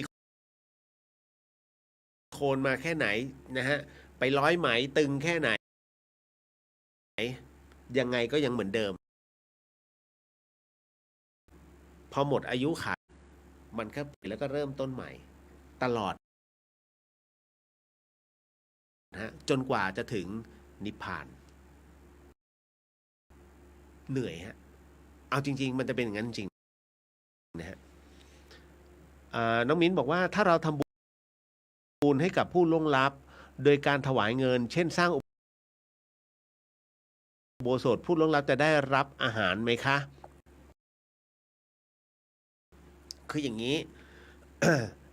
พระเดชพระคุณพระราชมันผมไม่ได้เอาขึ้นมาด้วยหลวงพ่อฤาษีลิงดำอะฮะวัดท่าสูงเนี่ยท่านก็บอกผมต้องขออนุญาตเอ่ยท่านบ่อยๆเพราะอ่านแล้วผมว่าตกใจตรงที่ว่าอุ๊ยไม่ได้เรียนแบบหลวงพ่อแต่ตอบคล้ายกันเลย ก็เลยนิดนึงฮะก็นิดนึงนะฮะ คือท่านบอกอย่างนี้ฮะว่า การสร้างโบสถ์สร้างวิหารเนี่ยต้องโมทนานะฮะหมายถึงว่าอ้าวเสร็จปุ๊บส่งให้คุณพ่อคุณแม่ คนนี้ชื่อนี้นามสกุลนี้และท่านรับรู้ท่านโมทนาได้รับนะได้รับแบบไหนได้รับเป็นรัศมีถ้าเป็นอาหารนะถ้าเป็นภัตตาหารก็คือหมายถึงว่ายุคแรกๆของท่านยังได้รับเป็นอาหารอยู่ แต่เนี่ยฮะและเป็นสิ่งที่เรียกว่าเป็นพุทธบูชาทั้งหมดทั้งมวลนะฮะอันเนี้ยถือได้ว่าเป็นบุญใหญ่นะครับ ก็ได้เยอะได้คุณคุณจารุ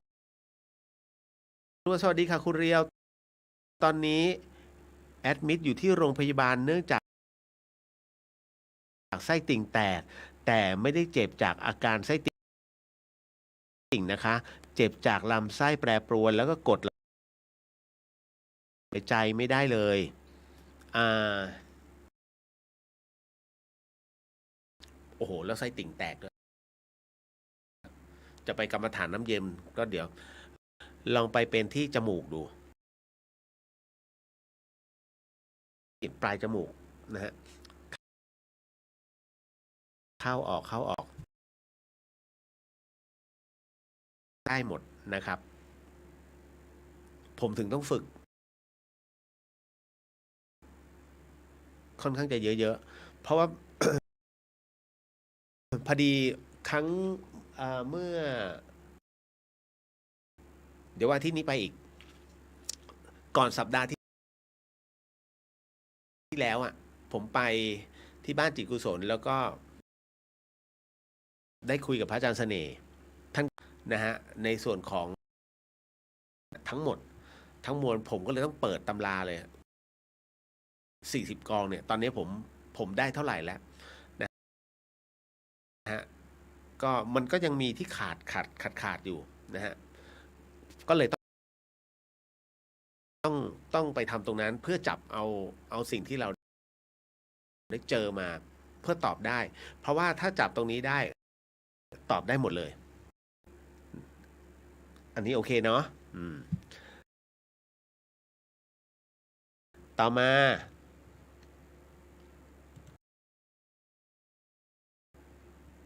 กับคำถามนะฮะ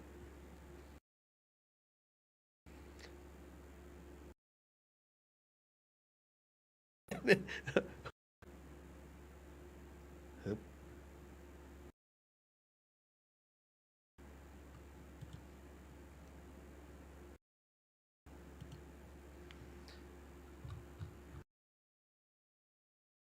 เดี๋ยวนะครับแป๊บหนึ่งบอกว่ามีพระนี่อันนี้อยู่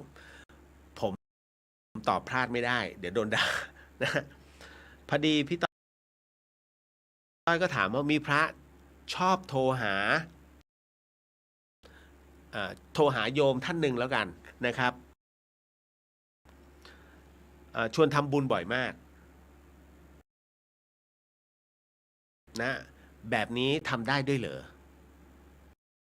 อยู่เรื่อยๆเช่นทำห้องน้ำเสร็จก็บอกว่าต้องทำบุญก่อนใช้ด้วย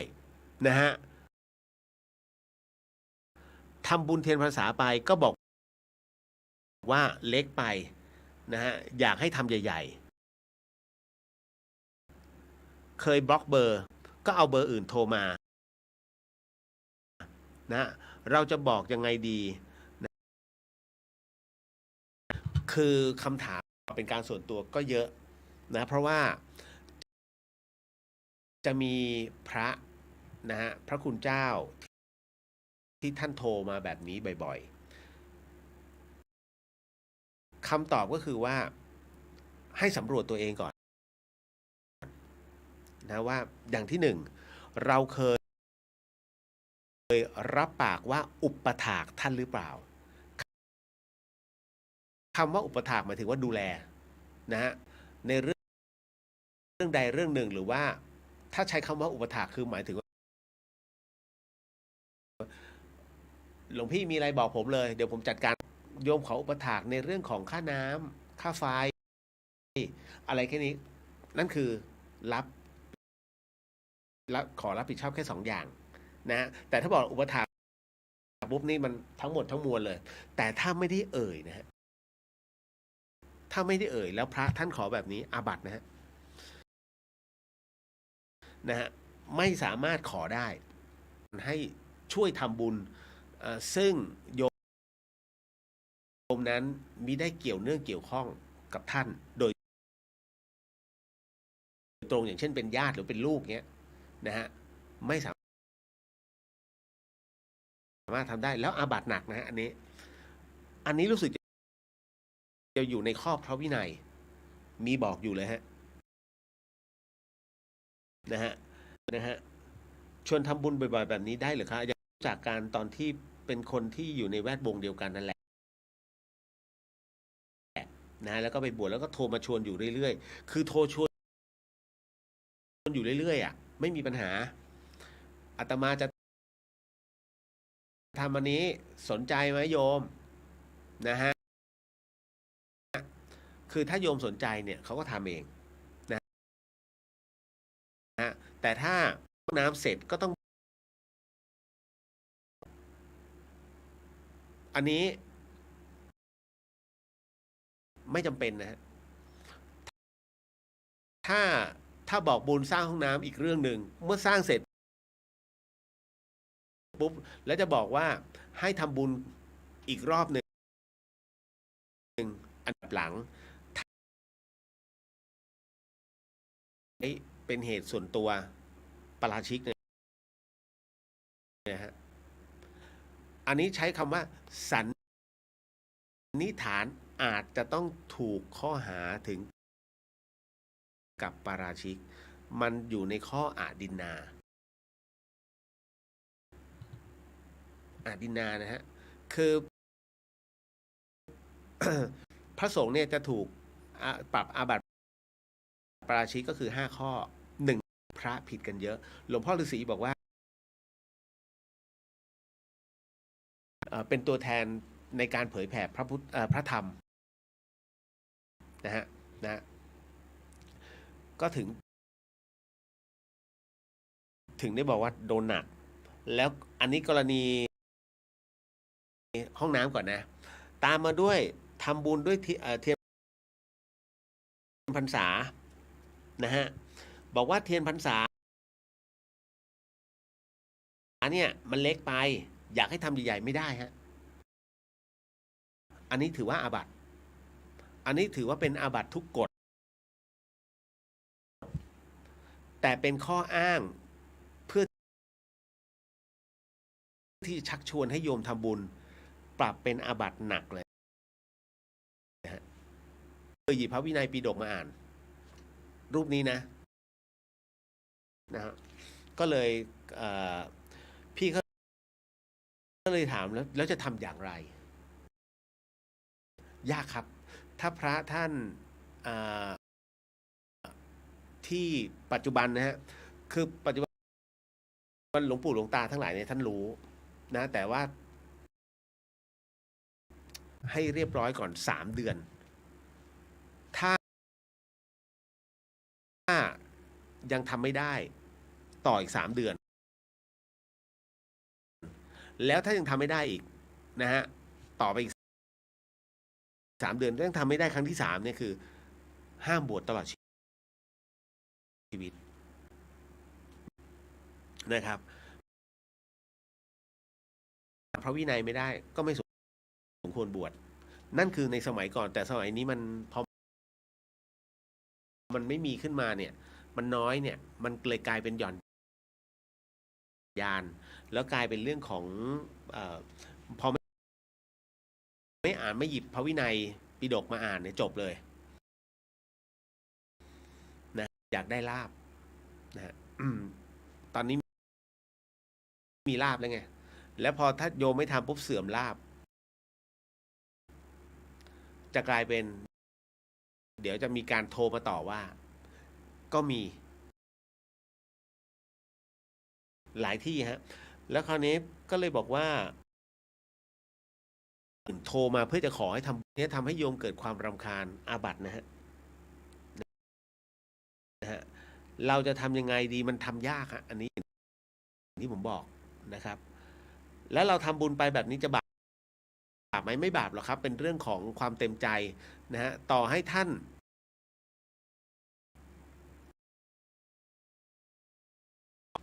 มันขึ้นพระโมทนาสาธุนะฮะทำไมท่านตัดความรำคาญเห็นไหมจาก100เนี่ยนะฮะจากคะแนนเต็ม100เนี่ยไอ้ทำไปเถอะได้ประมาณ30นะฮะแต่ก็ยังได้ไงเพราะว่าเราทำไปแล้วคุณอะเอาตามกำลังถูกไหมฮะไม่เป็นไรต่อให้ปัจจัยไม่ครบแต่ว่าเราได้บอกบุญไปแล้วมันเป็นการชั่งน้ำหนักตัวเราด้วยนะฮะว่าณตรงนี้นานๆเราจะต้อง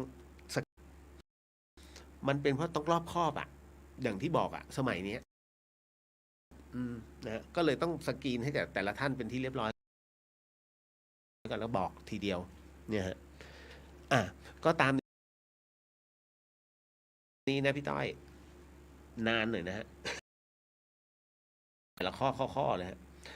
ต่อมามีผู้ถามเรื่องราวของพระเทวทัตว่าทำไมเหตุใดพระเทวทัตจึงคือ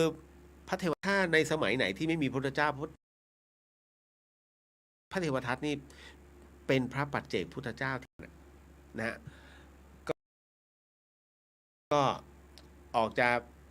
จะมีเหตุที่จะต้องให้ทำร้ายทำลายพระพุทธองค์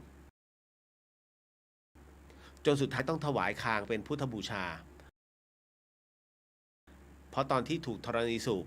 นะฮะหลังโรงครัวนะอ่ะคือ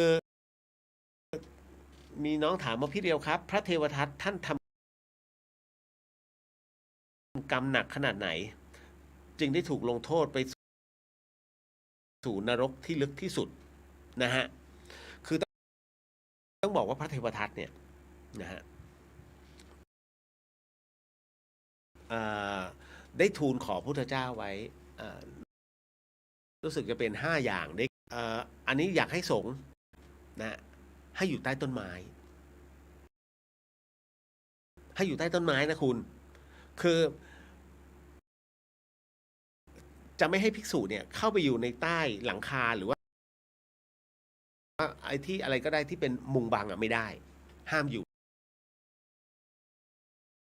ระยะเวลาของถือบุนุ่งห่มเฉพาะผ้าบางสกุลนะตลอดชีวิตนะฮะจะรับผ้าจีวรจากผู้ที่นำมาถวายไม่ได้คืออะไรผ้าบางสกุลก็ที่แต่ว่าอันนี้ก็คือทั้งหมดทั้งมวลเนี่ยนี่สองข้อเลยนะแล้วข้อที่3ที่พระเทวทัตขอไว้นี่คือก็อยากให้อยู่ป่าตลอดชีวิตไม่ให้มาอยู่ในบ้านนะไม่มาอยู่ในเขตแดนที่เป็นบ้านไม่ได้นี่คือที่พระเทวทัตขอไว้อันนี้คือ3นะอันที่4คือภิกษุเนี่ยต้องหาเลี้ยงโดยการบิณฑบาตเท่านั้นบิณฑบาตตลอดชีพจะนิมนต์ไปฉันในบ้านไม่ได้ห้ามภิกษุสัตว์ทั้งหลายนะคือถ้ารูปใดไปฉันพวกเนื้อสัตว์ทั้งหมดทั้งมวลเนี่ยต้องรับโทษซึ่งพระพุทธเจ้านั้นท่านก็เลยแก้ข้อทั้งหมดทั้งมวลนะฮะแต่จริงๆแล้วเนี่ยก็เลยบอกว่าญาติในส่วนของที่สามารถทำได้อย่างเช่นเนื้อสัตว์อย่างเงี้ยนะฮะห้ามฉันเนื้อ10 ประเภทนะฮะแม้กระทั่งพระภิกษุที่อยู่พึงใต้ต้นไม้นะฮะแล้วก็อาศัยมุงบังเนี่ยพระเจ้าเห็นว่าติ้งจะเป็นในเรื่องของโรคภัยไข้เจ็บนะก็จะไม่เหมาะกับสมณสารูปอย่างที่2ก็คือพระภิกษุเนี่ยต้องนุ่งห่มเป็นผ้าบางสกุลตลอดชีวิตท่านพระพุทธเจ้าท่านก็เลยบอกว่าจริงๆแล้วเนี่ยในส่วนของผ้าเนี่ยมันก็แล้วแต่ว่าอยู่ป่าตลอดเวลาจริงไม่ใช่นะให้รับรู้นะเพราะว่าผู้ที่เขาอยากจะรับรู้เรื่องราวเนี่ยแห่งการพ้นทุกข์มันไม่ได้อยู่ในป่าตลอดเขาก็มีอยู่ในเมืองด้วยแต่พระพุทธเจ้าก็เลยไม่ทรงอนุญาตตามนั้นแล้วก็พึงบิณฑบาตนะหาเลี้ยงชีพเท่านั้นนะจะไปถ้ามันก็ไม่เหมาะนะตรงนั้นแล้วแต่ว่าโยมมาถวายก็รับนะเพราะฉะนั้นท่านจึงไม่ห้ามพอพูดถึงทั้งหมดทั้งมวลที่พระพุทธเจ้าได้แก้ข้อทั้งหมดของพระเทวทัตเสร็จปุ๊บ พระเทวทัตจึงประกาศว่าบัดนี้พระพุทธเจ้าของเราได้เสื่อมลงแล้ว เรียบร้อยเลยนะฮะพระองค์หมดทั้งมวลนั้นท่านมองเห็นในเรื่องของการในภายหน้านะแต่พระเทวทัตมองในปัจจุบันกับอดีตที่ผ่านมาว่าโอ้มันเป็นอย่างนี้นี่เองนะฮะสุดท้ายแล้วมันก็เหมือนกับว่าแพ้ภัยตนแพ้ภัยในความดีนะฮะพุทธคุณของพุทธองค์ท้ายที่สุดก็ถูกจีลงไปเป็นขุมพิเศษเขาเรียกโลกันโลกันนั้นเนี่ยต้อนรับหลายๆคนปัจจุบันนี้ลงกันเยอะโลกันในเรื่องของการทำร้ายพระนะฮะซึ่งต้องบอกว่าเป็นพระแท้มิใช่สมมุติฆ่าพ่อแม่นะฮะอะไรก็ตามที่ทำให้เกิดผลเสียกับส่วนรวมโลกันรออยู่เขาจะพิจารณาเองว่าไปอยู่สุดขอบโลกเลยโอ้โหคุณเนี่ยผมอธิบายแล้วเรื่องโลกันเอาไว้วันอื่นเดี๋ยวจะอธิบายเรื่องรุ่มจนเรียกว่าหาความมันร้อนมากร้อนจน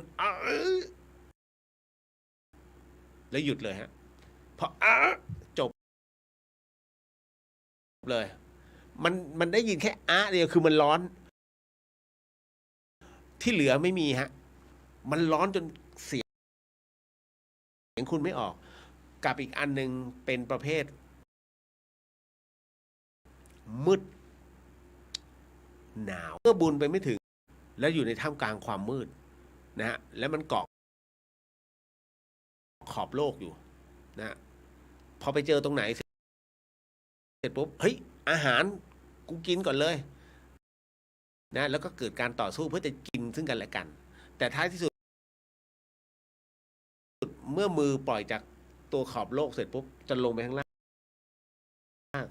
ข้างข้างล่างเป็นน้ำที่ใหญ่หนักกว่าไฮโดรเจนอีกไฮโดรเจนนี่ถ้าเจอปุ๊บนี่มันจะแข็งใช่ไหมต่อให้เหล็กแข็งแค่ไหนเมื่อเจอไฮโดรเจนเข้าไปปุ๊บปื๊ดแล้วคุณเอาค้อนตีเพ่แตกมาเลยฮะเหล็กยังแตกน่ะประมาณนั้นเลยแบบนี้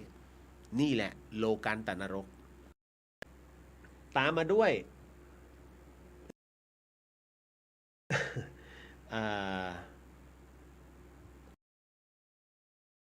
อันนี้ไปแล้วนะฮะ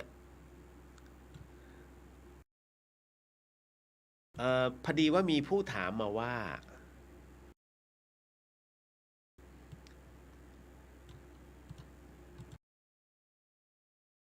คือตายไป1 ชั่วโมงพอตายไป1 ชั่วโมงก็ฟื้นมาตื่นมาได้10 นาทีตื่นมาได้10 นาทีแล้วหมดลมหายใจลงอีก1 ชั่วโมงโอ้นี่ตาย2 รอบเลยนะฮะแล้วก็ฟื้นขึ้นมาอีกค่ะตอนนี้คุณลุง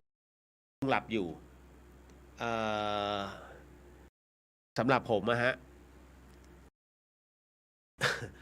พรุ่งนี้ไปทำบุญนะถวายพระสังฆทานแต่ว่าถ้าทำได้ไปหาใบทับทิมมาเนาะนะฮะหรือว่าน้ำส้มปล่อยก็ได้ครับนะฮะ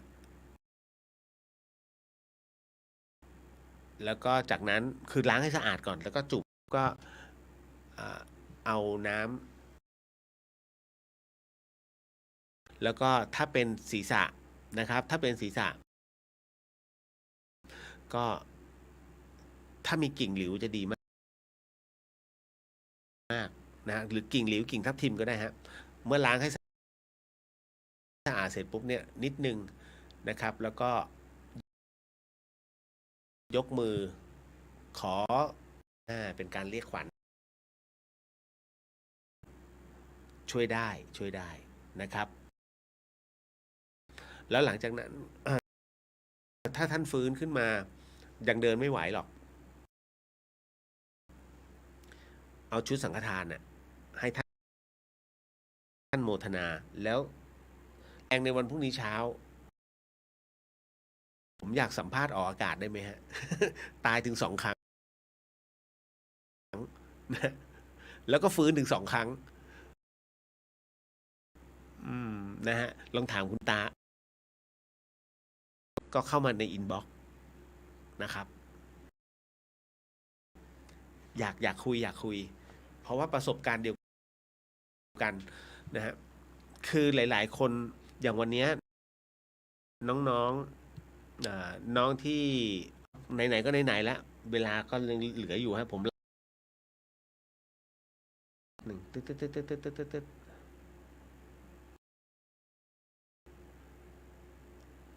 อ๋ออันนี้ฮะคือให้ฟังไว้เป็นวิทยาทานนะครับหลายๆท่านอย่าฟังเป็นอารมณ์ตามนะฮะเพราะว่าเรื่องที่ผมกำลังจะเล่าต่อไปเนี้ยนะฮะมันค่อนข้างหนักสำหรับน้องๆผู้หญิงนะครับโมทนาสาธุครับคืออย่างนี้ในกรณีของน้องคนเนี้ยฮะน้องเป็นนักศึกษานะก็มาปรึกษาชีวิตที่ผิดพลาดก็จะมีทั้งในเรื่องความรักในเรื่องของรายได้นะฮะกับอดีตแฟนคุณเชื่อไหมผมเจอเคสนี้แล้วผมอึ้งน้องเขาขายตัวเลี้ยงแฟนฮะอึ้งไหม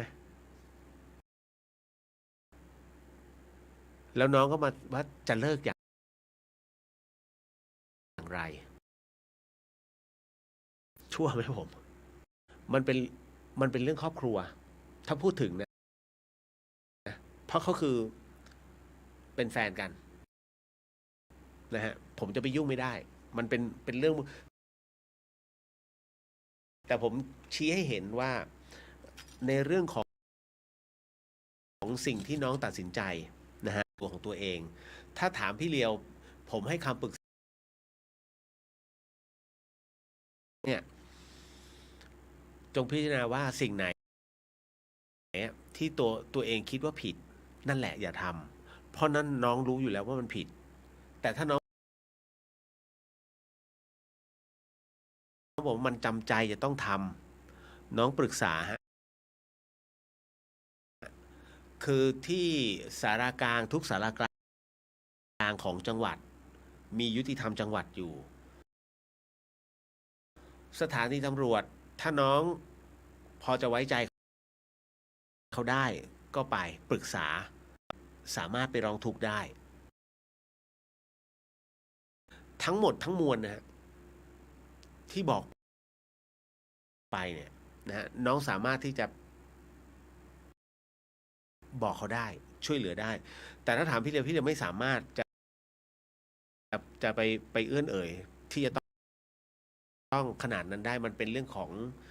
กรรมที่มันบีบรัดน้องนั่นนะครับเฮ้ยมีงี้ด้วยเหรอขายตัวเลี้ยงแฟนนะคุณมันไม่ไปที่ยุติธรรมจังหวัดเลยไปร้องเรียนเลยหรือว่าไปที่มูลนิธิปวีณาก็ได้ผมก็พูดอย่างนี้เลยนะให้น้องเขาไปคิดนะฮะ เพราะฉะนั้นเนี่ยเส้นทางผมไม่โทษน้องเขานะหลายๆคนทำไมคิดงี้กรรมมันของแต่มันคุณจะบอกเลยว่าได้อย่างไรถูกไหมครับแล้วมันเกิดก่อนที่เขาจะมาเป็นนักศึกษาด้วยซ้ ไปไปได้คนเนี้ยมาช่วยออก ก็ผมก็ไม่รู้เขามีปัญหาครอบครัวด้วย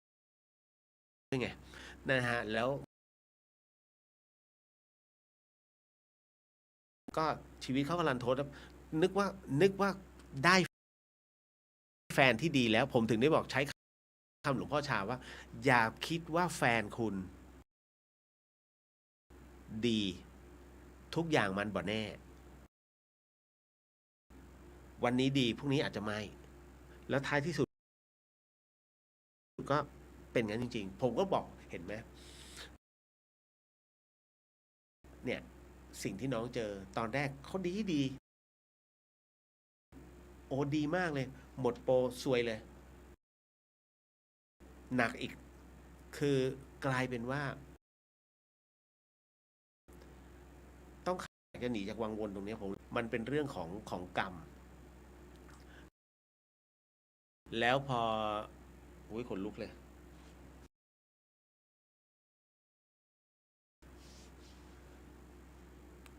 ผมก็เลยพูดไปตรงๆว่าทำแท้งมาใช่ไหมไม่บอกอย่างอื่นนะเขาก็ยอมรับก็นั่งสะอึกสะอื้นอยู่แป๊บนะ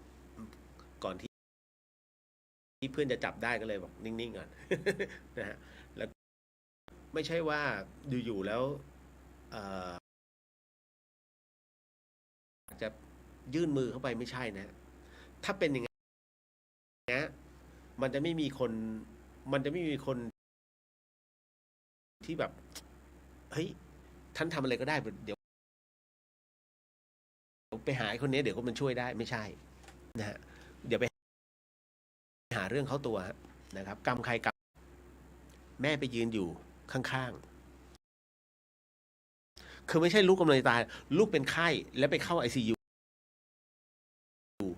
แล้วแม่ไปยืนอยู่ข้างลูกอย่าตายนะเนี่ยถ้าลูกเป็นอะไรแม่ขอเป็นแทนแล้วกัน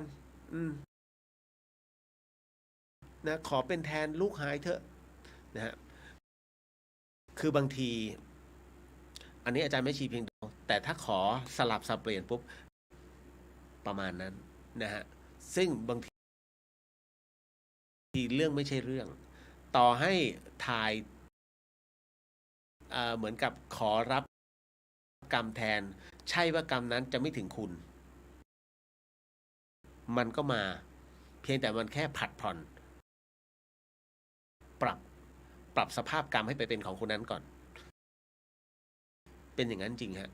ยังไงก็หนีไม่รอดเรื่องของกรรมนะฮะอันนี้เห็นไหมบอกน้องว่าขอเอามาพูดนะฮะ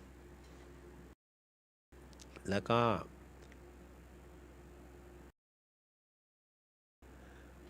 คุณจีนชาบอกพระเทวทัตนั้นจะไม่เป็นพระปัจเจกพุทธเจ้าจนกว่าจะขึ้นจากมหาเวจีจ้าใช่ฮะนะผมอาจจะพูดเร็วไปหน่อยแล้วก็ด้วยอันนี้สงส์ที่ถวายกระดูกคางเป็นพระอาทิสระอ๋อแล้วก็ป้าแก้วบอกเมื่อ30 กว่าปีที่แล้วเคยฝันเห็นไฟนรกขึ้นมาจากหลุมมีเปลวด้วยตอนนั้นเหมือนตัวเรากำลังโดนไฟนรกดูดลงไปตอนนั้นกลัวมากเปลวไฟโดนหลังนิดๆแต่ร้อนมากในฝันนะฮะป้าแก้วไม่เคยพูดถึงโลกทิพย์เลยเนี่ยดูสินะฮะนะฮะมันเป็นเรื่องที่อย่าคิดว่ามันไม่จริงคุณอย่าคิดว่ามันเป็นแค่เรื่องตำนานนะฮะหรือว่าเป็นเรื่องโอ้ยเรื่องหลอกเด็กท่านอยู่ตรงนั้นมาก่อนกันหมดเพราะว่าใหม่ทั้งหมดนะฮะแล้วก็เริ่มกอไก่ใหม่ทั้งหมดทั้งที่ชาติก่อนท่านก็เป็นอย่างเงี้ยท่านก็ศึกษามาเขาเรียกค่อยๆปรับจนท้ายที่สุดแต่กลายเป็นนักบวชของจริงแล้วเมื่อนั้นนะถึงนิพพานแบบตรงเนี้ยนะ เพราะไม่งั้นโอ้โหนะฮะเดี๋ยวมาจำนี่นู่นนั่นวุ่นไตโหงทั้งลูกตอนนี้อายุ80นะฮะอันนี้ก็เลยต้องบอกไว้ฮะมันเป็นสเต็ปของมันนี่แหละต่อมาแต่ดิฉันให้จะไม่ให้ปิดไฟนอนเลยทะเลาะกันตายแล้ว เลยเลยทะเลาะกันสุดท้าย ดิฉันต้องออกจากสำนักนั้นไป ดิฉันอยากแก้นิสัยตัวเองมากควรทำอย่างไรคะอยู่บ้าน นะฮะเข้าใจใช่ไหมฮะเอ่อพี่เขา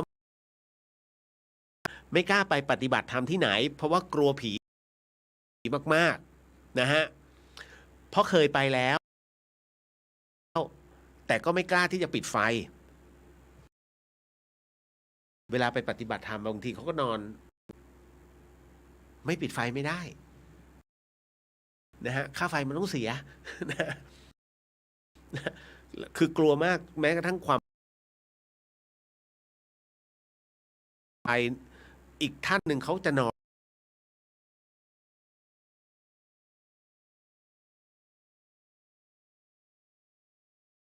เขากลัวผีก็ให้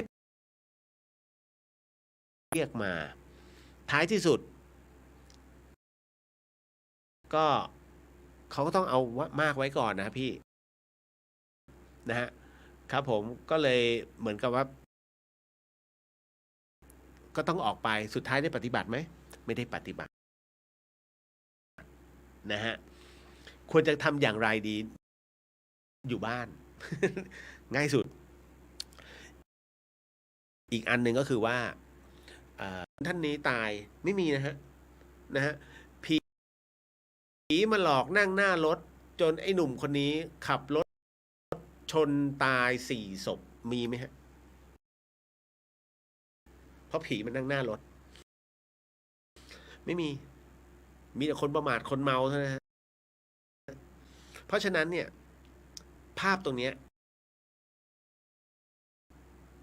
พี่เป็นผู้เสพพิจารณาอย่างแรง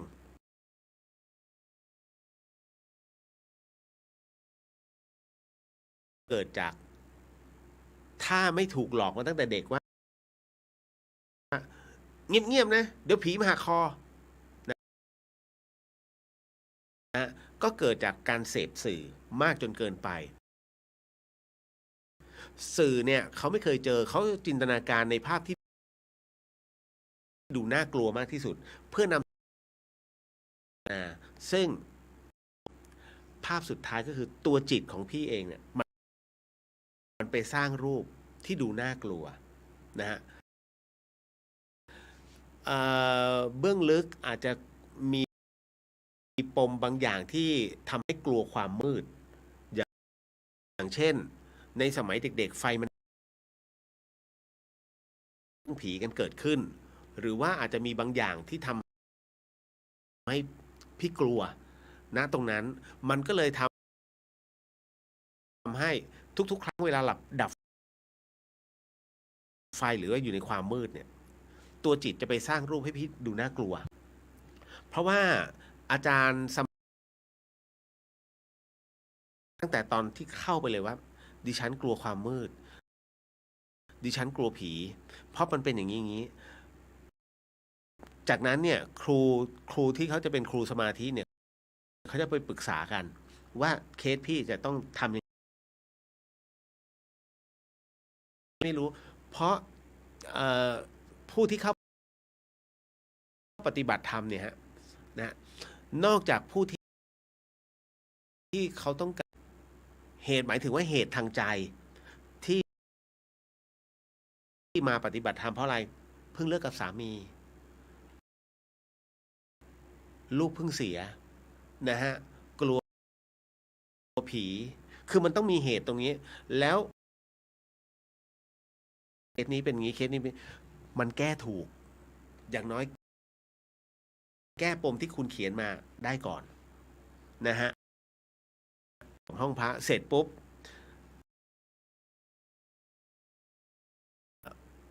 บอกวิธีการ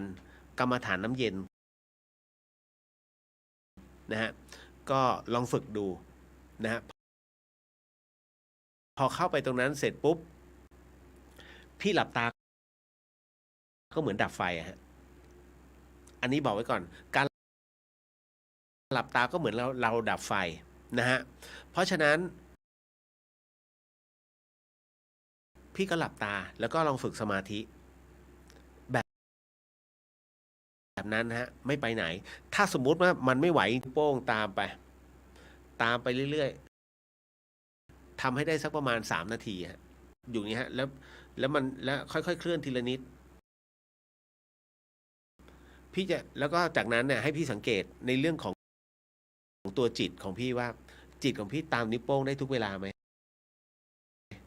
ถ้าตามนิ้วโป้งได้ทุกเวลาเนี่ยแสดงว่ามันว่างแล้วเพียงแต่ว่าวิธีการจากน้ำเย็นเนี่ยเป็นนิ้วโป้งแค่นั้นเองนะครับแต่จ้องภาพพระพุทธรูปก็คือภาพพระพุทธเจ้าก่อนแล้วค่อยหลับตาลงเมื่อจับภาพพระพักตร์จบปุ๊บจบเลยเอาแค่นี้ก่อนฮะเอาให้ได้ก่อนเนาะแล้วเรามาคุยกันต่อค่อยๆเป็นค่อยๆไปนะฮะ เพลินเลยนะเดี๋ยวยังเดี๋ยวเอาไว้สัปดาห์หน้าไม่ได้ตั้งใจหรือมีเจตนาก็ขอมอบส่งผลบุญในค่ำคืนนี้ถวายแด่องค์พระสัมมาสัมพุทธเจ้าทุกสรรพวิญญาณทั้งหลายสัพพเจ้ากรรมนายเวรทั้งหลายทั้งปวงรวมไปถึงญาติสนิทมิตรสหายนะฮะพ่อแม่ครูบาอาจารย์ของข้าพเจ้าและคุณผู้ฟังทั้งหมดทั้งมวลก็ขอให้ได้รับไอ้ส่งผลบุญในค่ำคืนนี้ด้วยเช่นกันขอมอบไอ้ส่งผลบุญในค่ำคืนนี้ถวายแด่หลวงพี่ภัสกรภูริวัฒโนขอให้ได้รับไอ้ส่งผลบุญในค่ำคืนนี้ด้วยเช่นกันขอมอบไอ้ส่งผลบุญในค่ำคืนนี้ให้กับผู้ฟังที่ฟัง FM 104.5 เมกะเฮิรตซ์ทั้งจังหวัดเชียงใหม่แล้วก็จังหวัดใกล้เคียงรวมไปถึงในช่อง YouTube ของวัดไฟหินแล้วก็ Facebook ของวัดไฟหินทุกๆช่องทางก็ขอให้ได้รับไอ้ส่งผลบุญในค่ำคืนนี้ด้วยเช่นกันนะครับแล้วก็ขอมอบไอ้ส่งผลบุญในค่ำคืนนี้ให้กับคุณผู้ฟัง